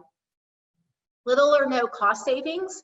So in most cases, cost savings fail to materialize, or they don't reach the levels promised by the private entity. A private company may overestimate cost savings in an effort to win a contract, but unfortunately, cost overruns, change orders, those occur, driving up the cost of a contract. Additionally, in some contracts, such as like a water privatization, residents have to absorb the higher cost of a privatized service. Reduced service quality. Because a private entity's primary concern is maximizing profits, there are inherent pressures to cut corners, such as paying employees less, employing fewer workers, using inferior materials, making programmatic decisions that run counter to the public interest, resulting in diminished quality. Loss of middle-class jobs. So private companies will often change jobs from ones that sustained families with a living wage, that included health care, that may have included retirement benefits, to low-wage jobs without really any benefits. And most of these jobs are not unionized when they're transferred to the private sector. And I will say that Black workers are particularly impacted by this dynamic, as approximately 1 in 5 Black workers hold jobs in government.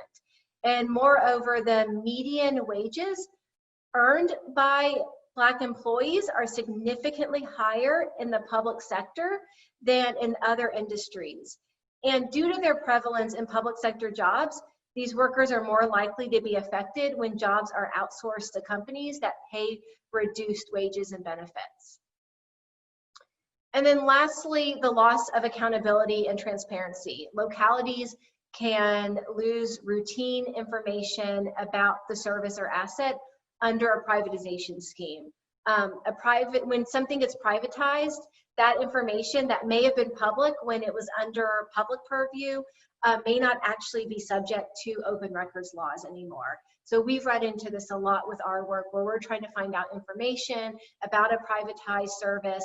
We submit an open records request and it's just denied because the corporation says this is a trade secret. So there is a sunshine laws do not apply to a lot of privatization.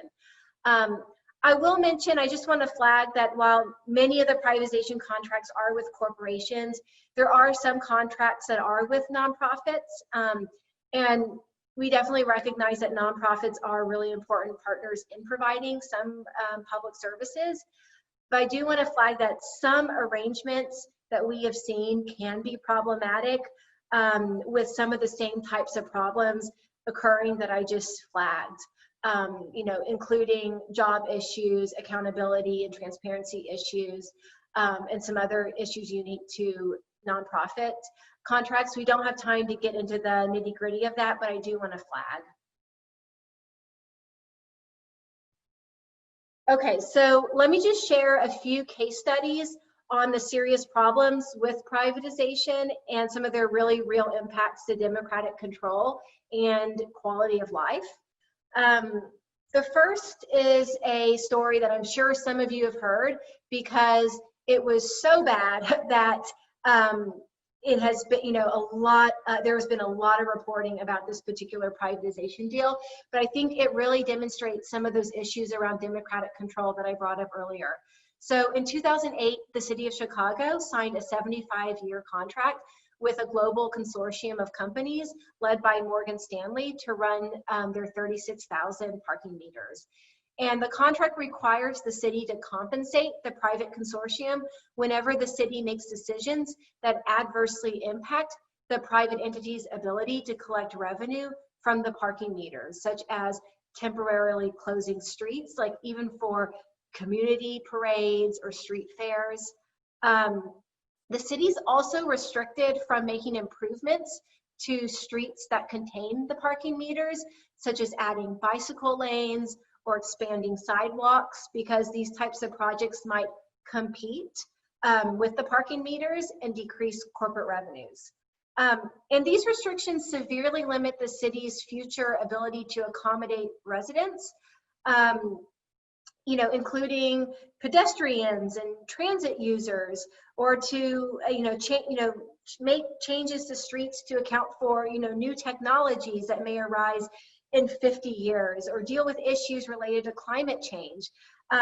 This is a 75-year contract. The world could look really different in 75 years, and they're locked into this contract. Second, the next example is around Iowa and their Medicaid system. So in 2016, they transitioned their Medicaid system to a privatized Medicaid managed care model, which relies on insurance companies to administer and manage the entire Medicaid program. In Iowa, 25% of their residents rely on Medicaid for healthcare coverage. The governor predicted that Iowa would save hundreds of millions of dollars by hiring private insurers to run its Medicaid program.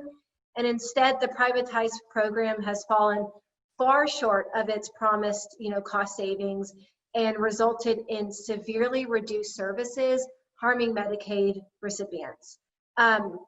Dr. John Guyman, he is a former chair at the University of Washington Department of Family Medicine. He has studied these types of privatized systems, and he explains that privatized programs have high administrative costs, built-in profits, and do not save money or improve care. Their route to financial success is by finding more ways to limit care and deny services. So this has definitely been Iowa's experience. So in 2017, Iowa's managed care ombudsman reported that the office had received more than 1,800 complaints in a one-year time frame related to recipient services being reduced, denied, or terminated.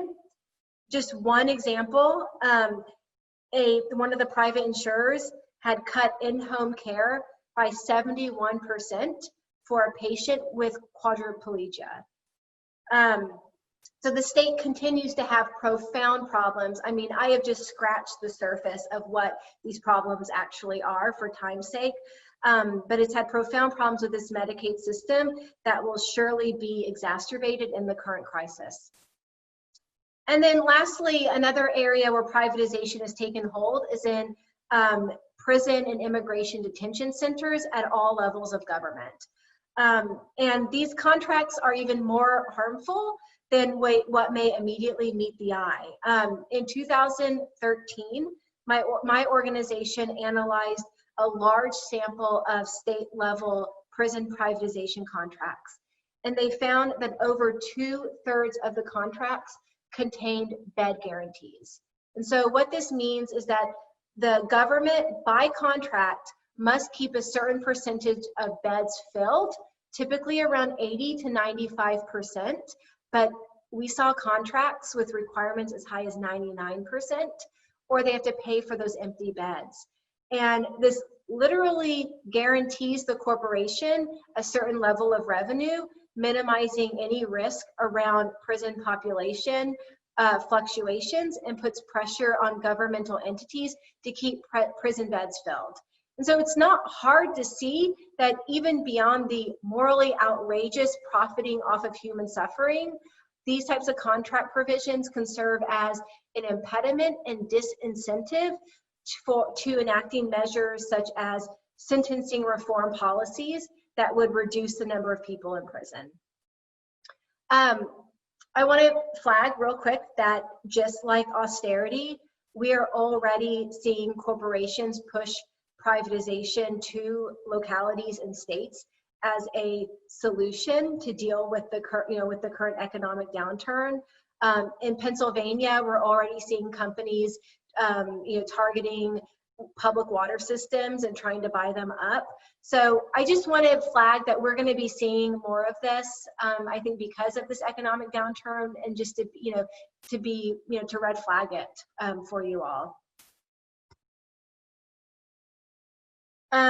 So one more just little research tip. I thought it might be helpful if I talked about some of the documents that are involved in the government contracting process in case you're ever evaluating a public project that has a corporate actor.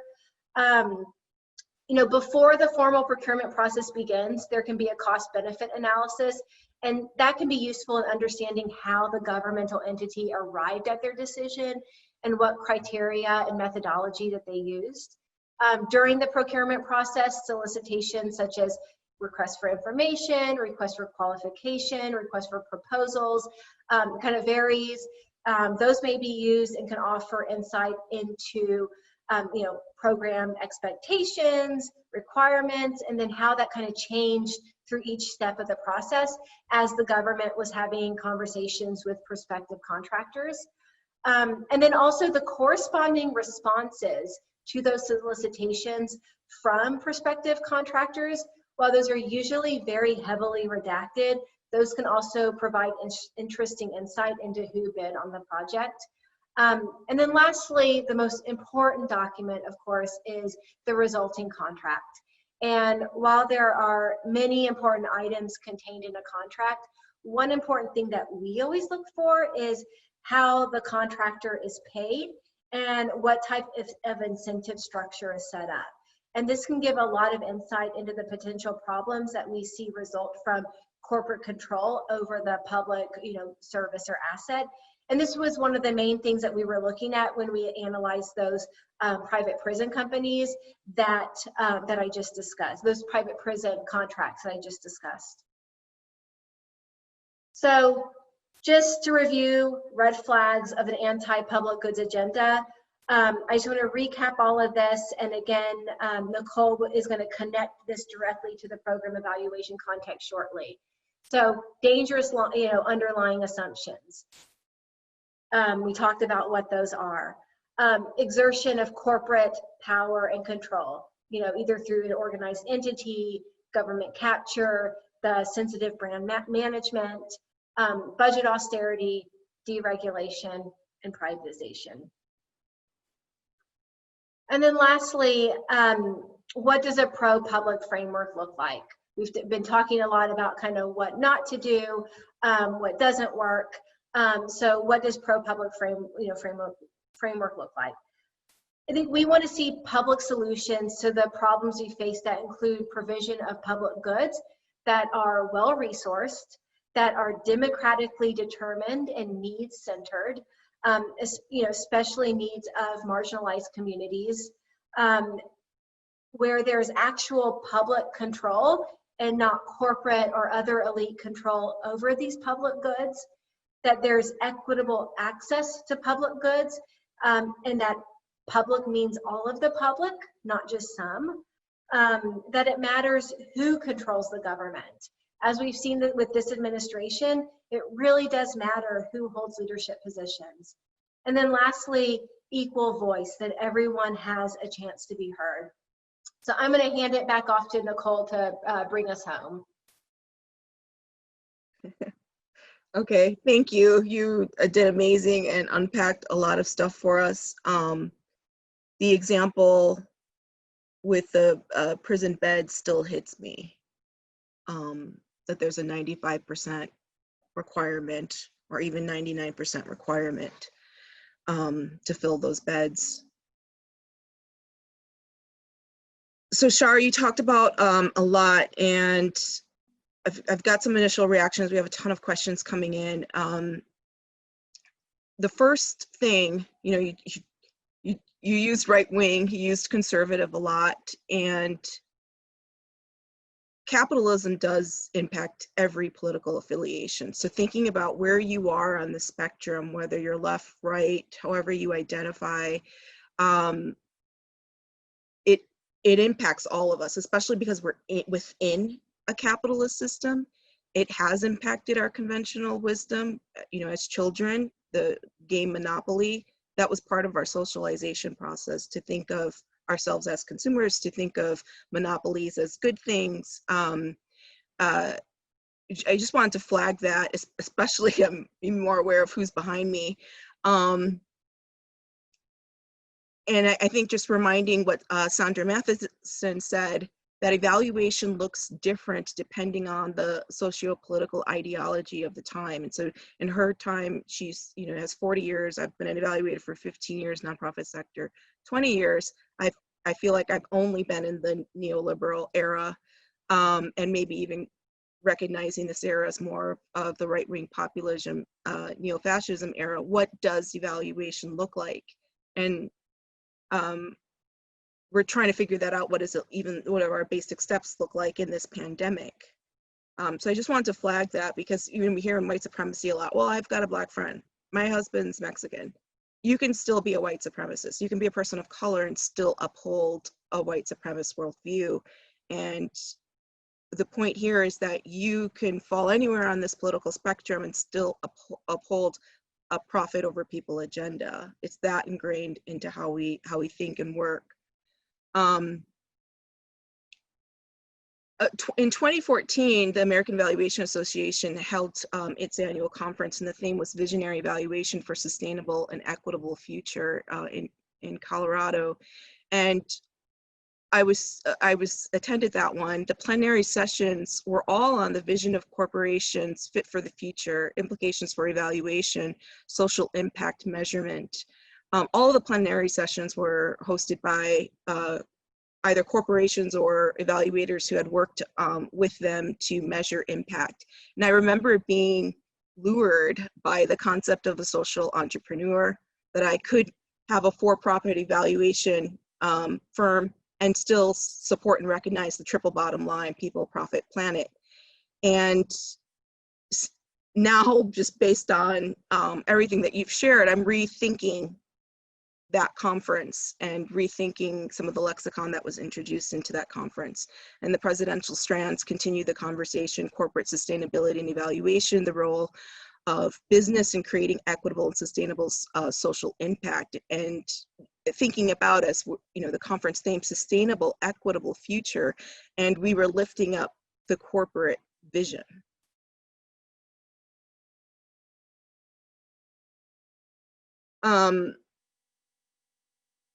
Before we get to that, a couple of implications.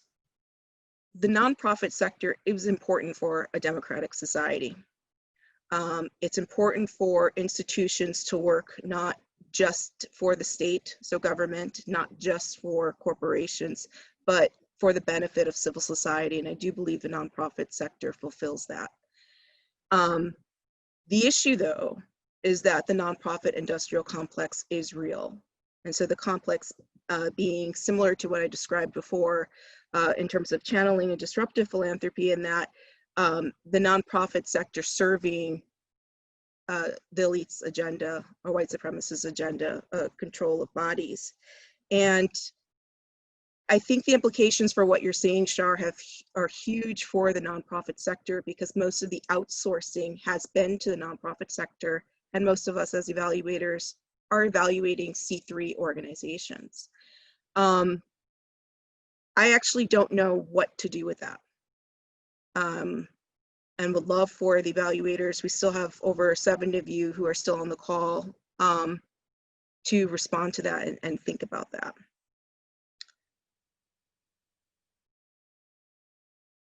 So some insights and what possible implications.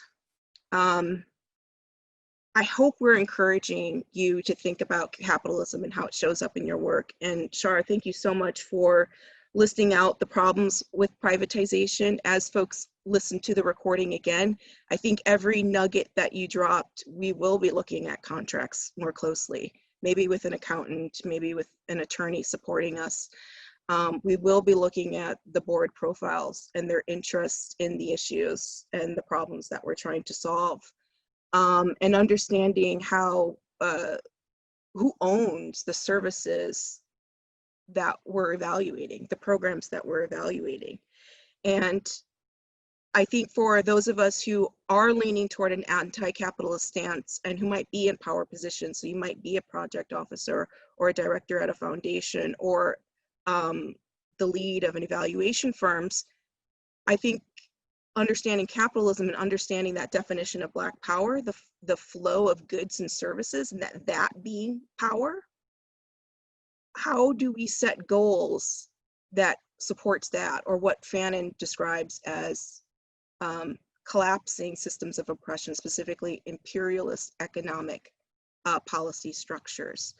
And in your booklet, the booklet that we'll share with everyone in a follow-up link, you frame that as discrediting failed economic systems and demonstrating those contradictions. A lot of the abolitionists that we read in their work in thinking about capitalism wants us to deconstruct, demolish contradictions within the system.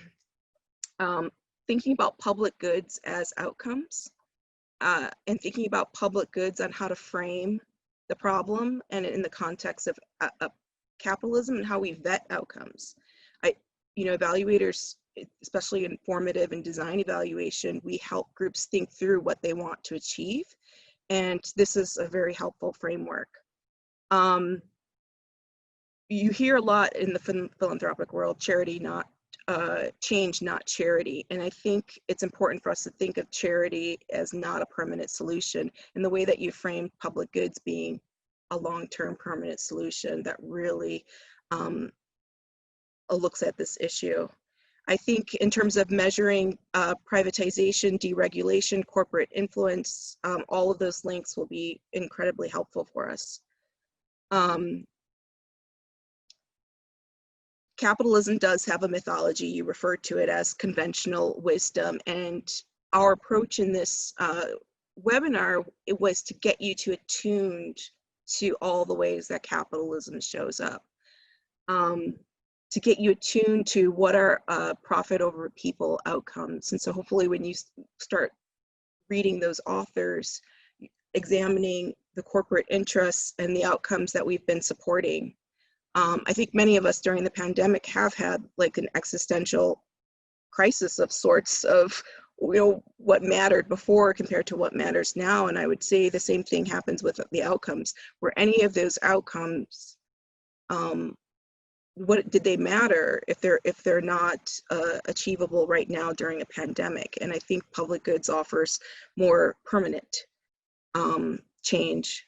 Brand sensitivity is real. We have something, my colleague calls it vanity metrics. I call it white savior narratives. A lot of our evaluation reports, I've never had a foundation say, you know what, I've been funding this issue for the past 10 years. Can you critique my work? And are we doing disruptive philanthropy? Are we doing channeling? Are we an example of incorporated resistance because we don't want to be doing those things? I've never had a foundation ask me for that type of evaluation. I look forward to foundations asking not just for a broad evaluation of what did they achieve, but how do they show up in support of public goods in the framework that you describe. There are capitalist values within evaluation, and many of the hard questions I have not answered for myself, and I will be doing that work and what it means in terms of the projects that I take on and how I go about them. And I'm particularly sensitive to the issue of, well, if I believe this, but my client doesn't, what is that relationship? How do I talk to them about all of these issues that you've lifted up?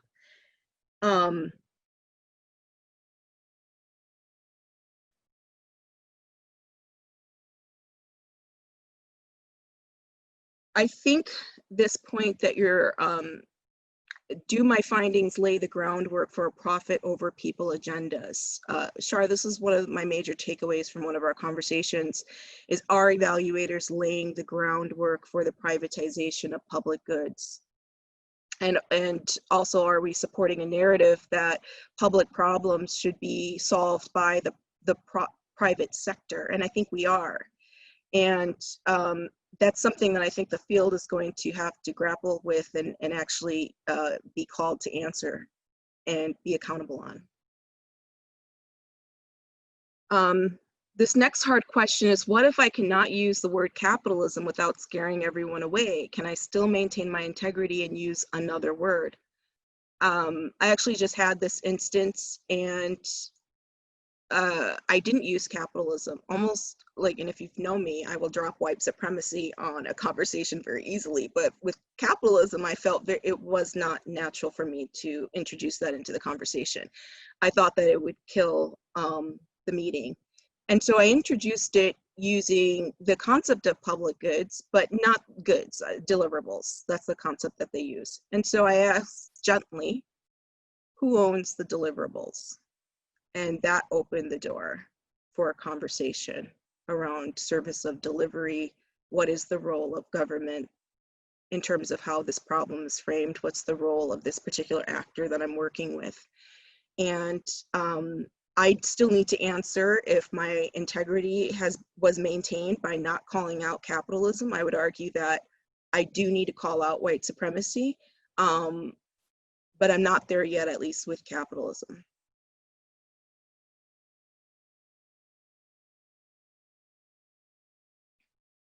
There's other lexicon language that you can use, because I think this is a real issue of like, how do you start the conversation? I've heard you say responsive government, a government that works for everybody, a government that works for the common good, pro-public goods, pro-public frameworks, and then thank you for sharing this other resource on messaging, critiquing without undermining the government. And I think very clearly, especially with communities of color and other marginalized groups like LGBT community, the government has not been an ally to our communities, and that there is real distrust.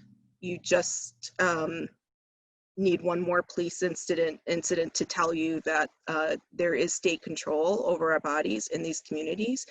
And so it's on some level, it's difficult to want that type of government to grow, but the government that you're suggesting and the expansion of public goods, and that the only entity to do that is the government, that's the only entity as big as capitalism, is helpful. But I think it's going to take some time to address that. I think we're at the end here. We still have over 60 folks on the call. We're going to get to questions in a second. I do want to remind you of jobs to be done. Please consider sending us a YouTube video. We'll put it on our channel, or if you have your own channel, we'll link to it so that our youth can see evaluators speaking to these concepts. We will share a survey and would love for your feedback. Consider joining Milwaukee Evaluation or signing up to the listserv. But I think the jobs to be done, I've summarized them in these 5 points here, is to discredit failed economic and political policies, capitalist mythologies, deconstruct those contradictions. I think we're asking for evaluators to integrate decolonizing practices into our work. I lifted up Pravini's work in the East and her uprising document. Their racial equity work is tied to a decolonizing reform process. I don't see that happening here in terms of our gender and racial equity work, not as strongly in terms of the human rights framework. I think our jobs to be done as evaluators is to work toward the collapse of oppressive systems using Fanon's language, and that we should be working toward a period of decolonization and liberation. And that Black Power definition of controlling the flow and goods of services should transform a lot of our program objectives, because we don't own and control anything in our communities. And I think COVID showed that true for most communities, that we're very far away from the supply chains. And when we think about this work in terms of people of color, we're not seeing that, that we're owning everything up the supply chain in terms of distributors and whatnot. All right, so now to the questions. And this was actually the piece that was causing a little bit of issue when I was working on it, the technology, why it was making a glitch. the first question, Shar, is when you were looking at the incentivization for prison beds, did you have an attorney? Did you have a lawyer to comb through those documents? Did you comb through them? And can you tell us just a little bit more about that? Yeah, so I combed through them. I was the one who did that work. You know, and we have. I am not an attorney, but I have looked at hundreds of privatization contracts. So we generally know kind of how to analyze how these contracts are put together, how they're organized, you know, what to look for, and you know, and then being very, I think one tip I would say is being very clear about what you're looking for. So we were very clear that we were trying to understand perverse incentives in these contracts, how they were structured, and what were the perverse incentives. And once we were very clear on our research question, then it was actually very easy to go through these and actually excerpt the pieces where they were, you know, where they were explaining the bed guarantee. And what I will say also is that some of these contractors are not these companies, these corporations are not super creative in when they're doing their contracts. So you will see very similar language if you're looking at, you know, let's say a particular contracts in a particular area, like health, or you know, or like prisons, or you're honing in on a particular company. A lot of these contracts kind of look very similar in terms of structure. So it was easy for us to go through and actually find those sections. So I would say that if you're new to it, it might be useful to have a lawyer, but we've definitely been doing this for a while. And if folks are ever looking through privatization contracts and just, you know, need a second pair of eyes, I'm also, you know, also feel free to, you know, shoot me an email, and I'm happy to kind of be a second pair of eyes on that. Mm-hmm. Anthony says, regarding prison bed guarantees, they also give rise to perverse gaming that keeps prisoners in the prison so that the state does not have to pay for empty beds. As the board member of a nonprofit that helps young men regain their momentum after exiting the prison system, I listened to firsthand testimonies of how prisoners would get unwarranted demerits as their exit date approached so that the beds would be kept full. Yeah, we have definitely, yeah, that's true. And we've definitely seen that as well. There is so much more about, there's so, you know, we could dedicate an entire 2-hour webinar to, you know, prison privatization, and that's exactly right. Thank you. I'm just combing through them. This is a little bit longer. Do you have one other example of like a city like Chicago with the what was it, the metros, where they also regretted the decision? Do you have another example? We probably have billions, but can you share one short example of a city? I'll say, you know, the water, you know, so another area for looking at, you know, if we're talking about infrastructure, water is something that you know, municipalities will privatize. A lot of times they are under like financial distress, and they feel like, you know, they can get some sort of upfront payment if they give away their, you know, their water system. But there have been a number of water systems in communities that have been so upset about what happens after a private entity takes over the water system. So rates skyrocket, you know, quality of water decreases, and communities have come together and to figure out how to actually buy back their water systems. So the good news is that I'm talking about privatization, but there actually is in all different sectors, not just, you know, not just infrastructure, but also in, you know, social services and health and education. There are a lot of instances of reverse privatization, or what's sometimes called insourcing, where communities are saying, this is not okay. this is, you know, this is really impacting us in a really bad way, and we're going to take back control of this public service, public asset. And so I just want to point out that that is happening. It's not completely hopeless. You know, there are instances of insourcing. Mm-hmm. There was another question around monopolies. The comment was, I thought monopolies was a critique against capitalism.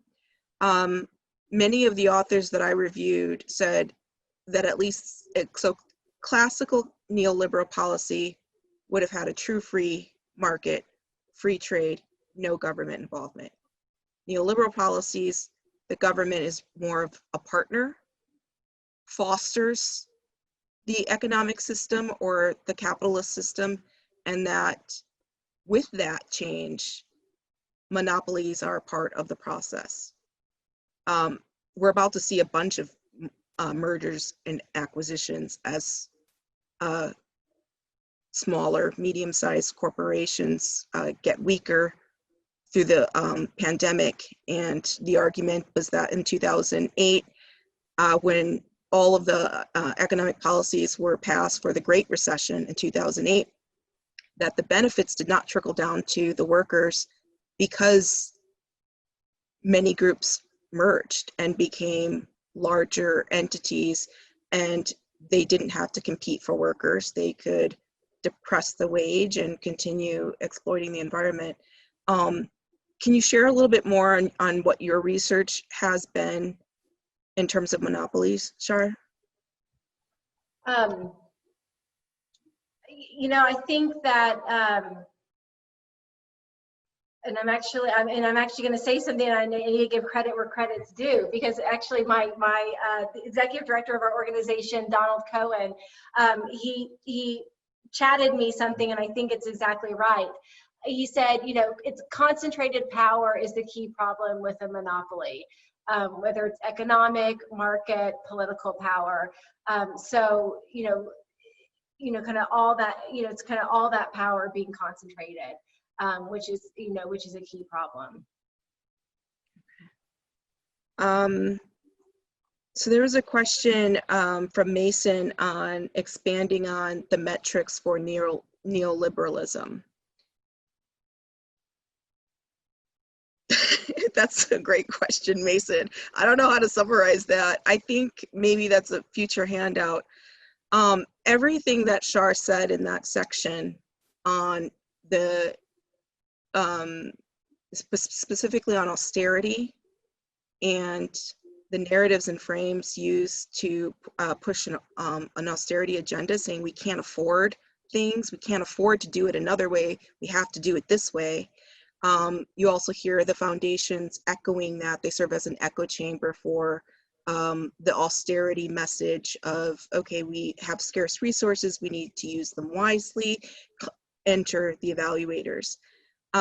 Everything that Shar said on the privatization mechanisms, so the clever ways of outsourcing, but then also what happens after you outsource. Try to go back to that slide.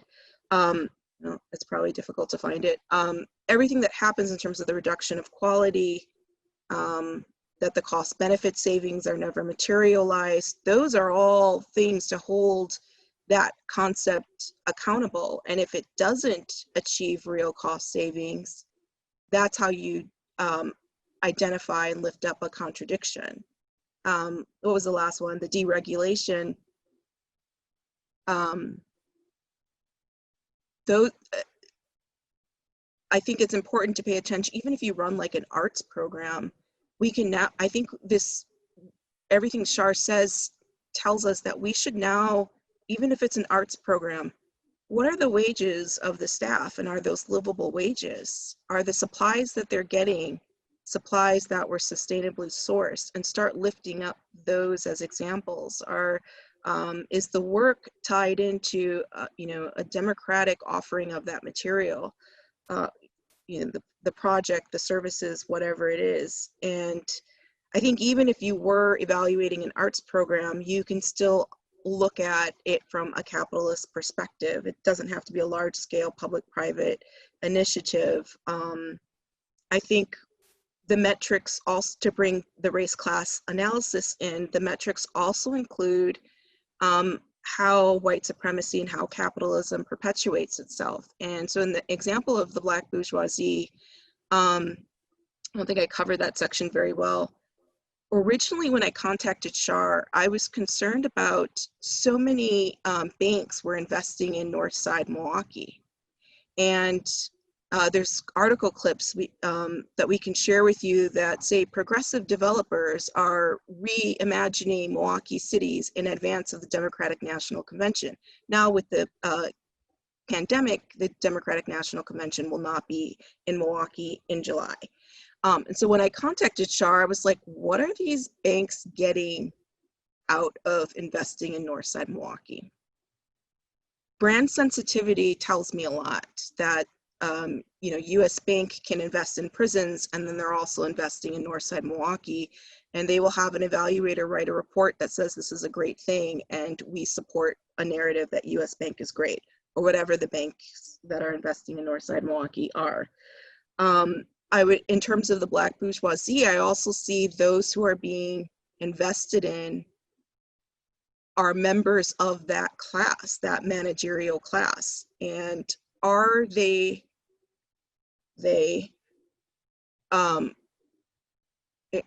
encouraging Black capitalists, like getting their numbers up as resources become thin, as the environmental context starts happening? And I don't feel like a conspiracy theorist. You know, understanding how they invest in Black capitalism, read Robert Allen's book.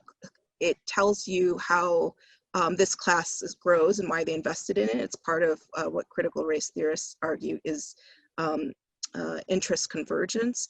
I'm also seeing the development in certain neighborhoods being tied to that.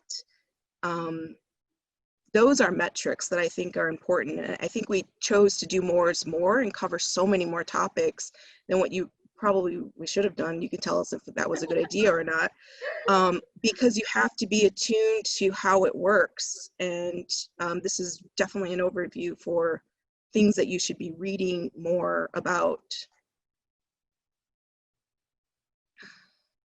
So we still have a number of folks on the call here, and we're 24 minutes over. Let me see.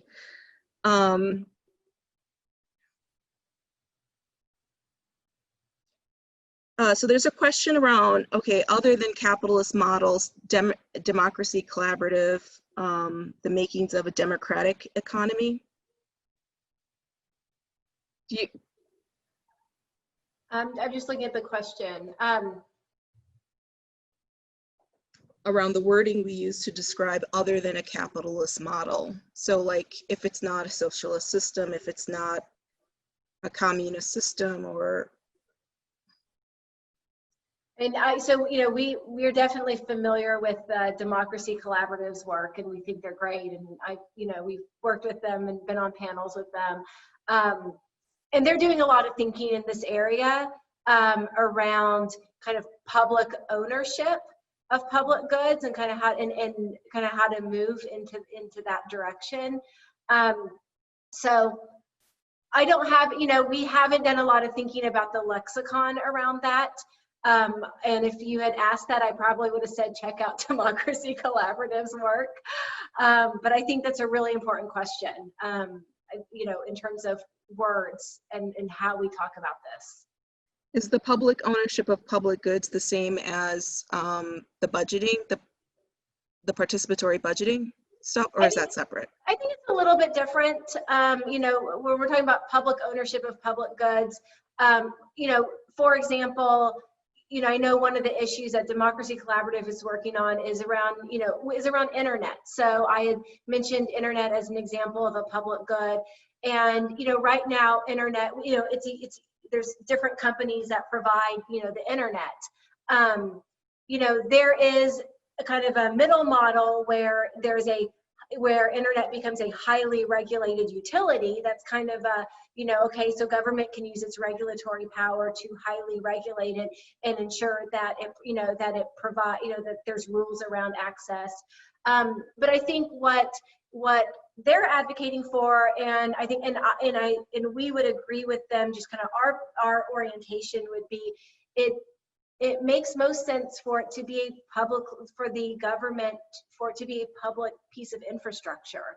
So for the, so that's what we mean by public ownership, is it's publicly owned infrastructure.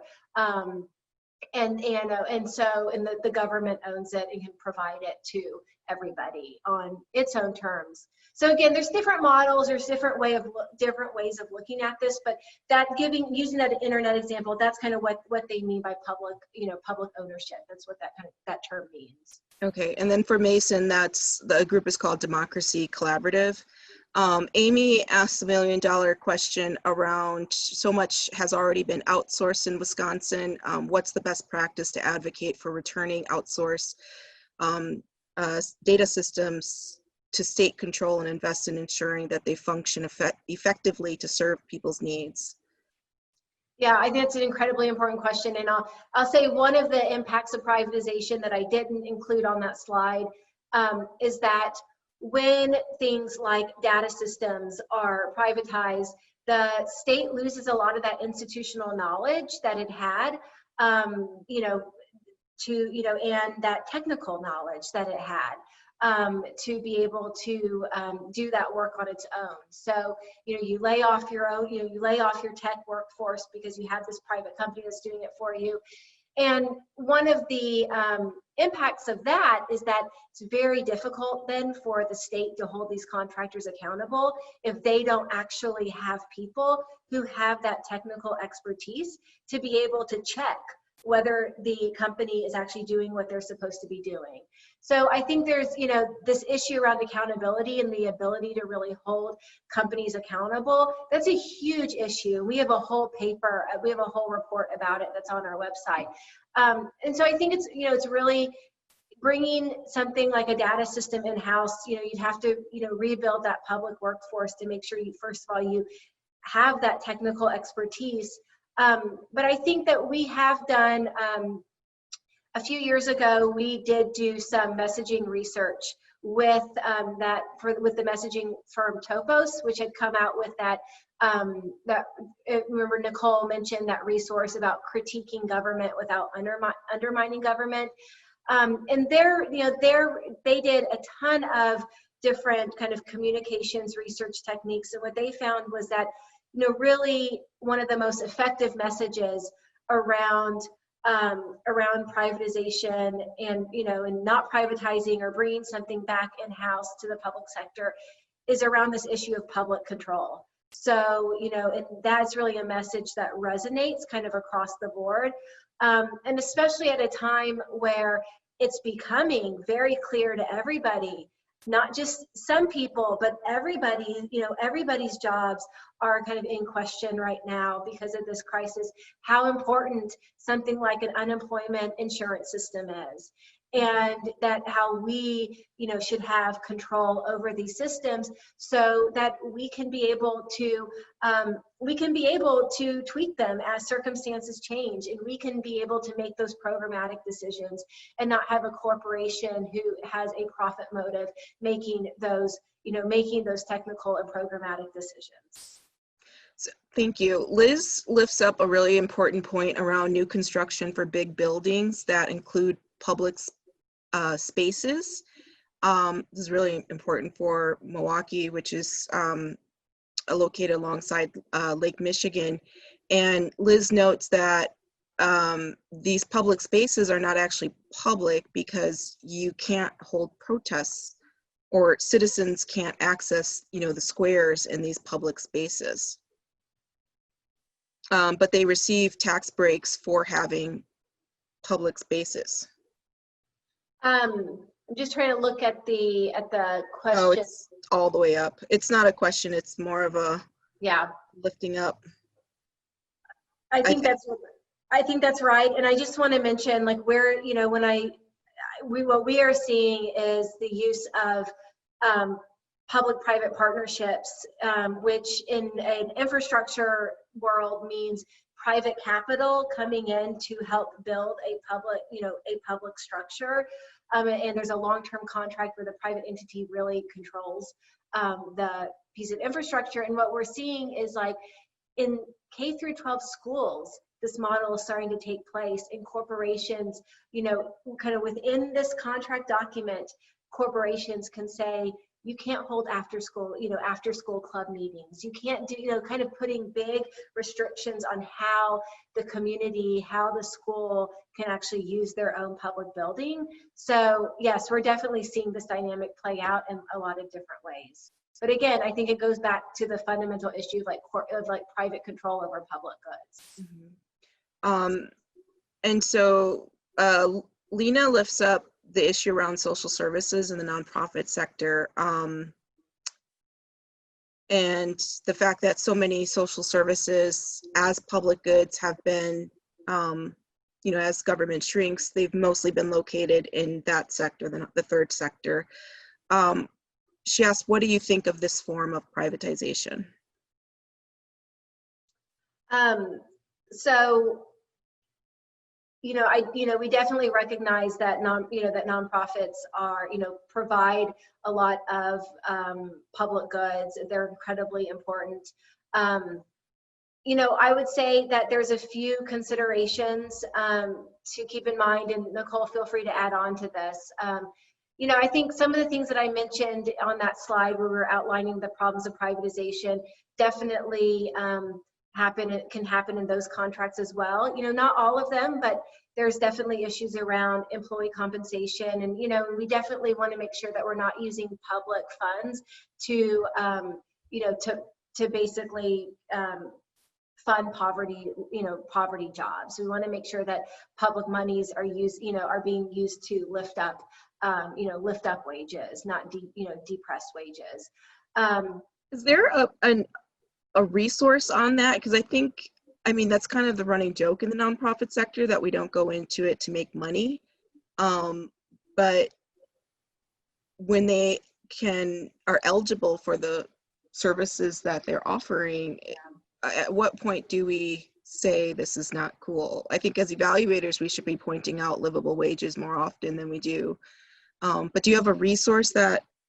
There's definitely been some research on the problem generally, kind of, you know, when services are privatized, wages decrease. So there's been research on it generally.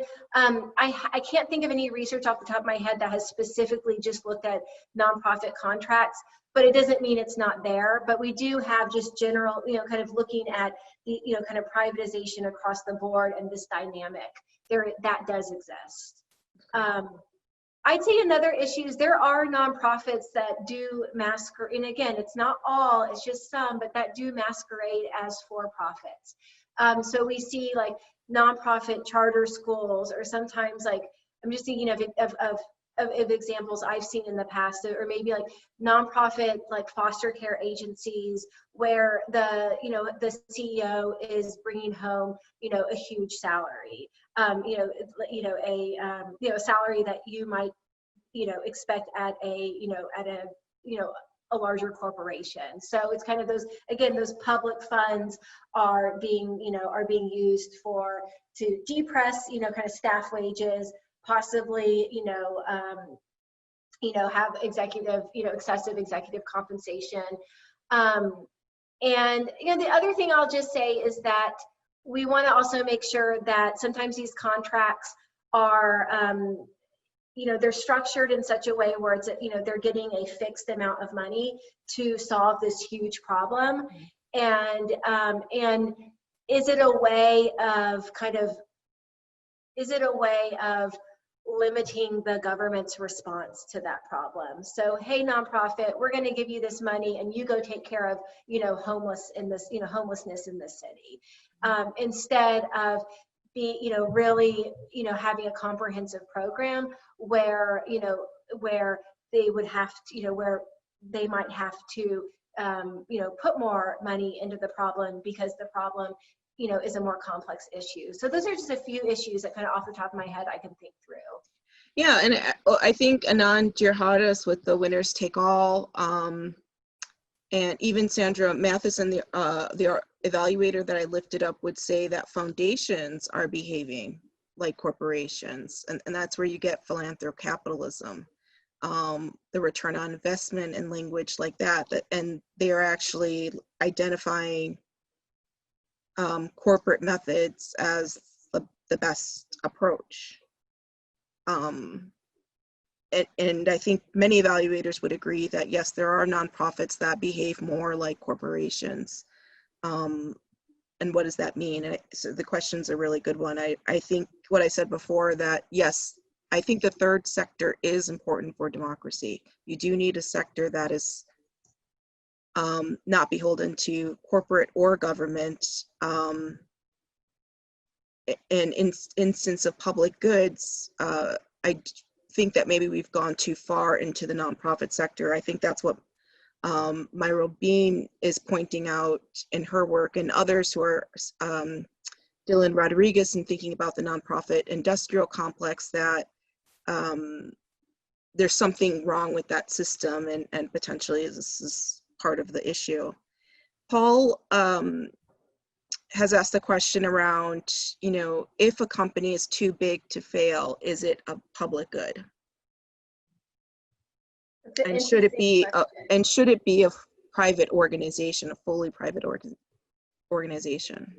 I mean, it's an interesting question, and I'll say I haven't thought through it through that lens yet. So what I'm saying is just kind of off the cuff and not a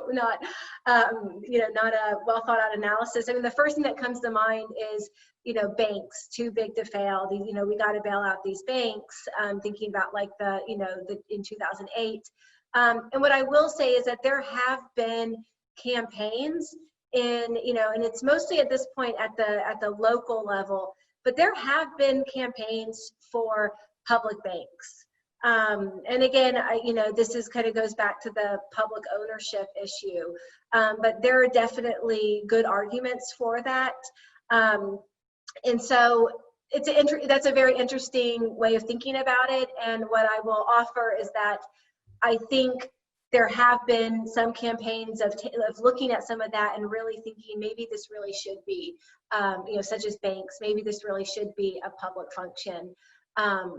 So that's kind of my limited thoughts right now, but that's definitely a really interesting question, and I will continue to ponder that.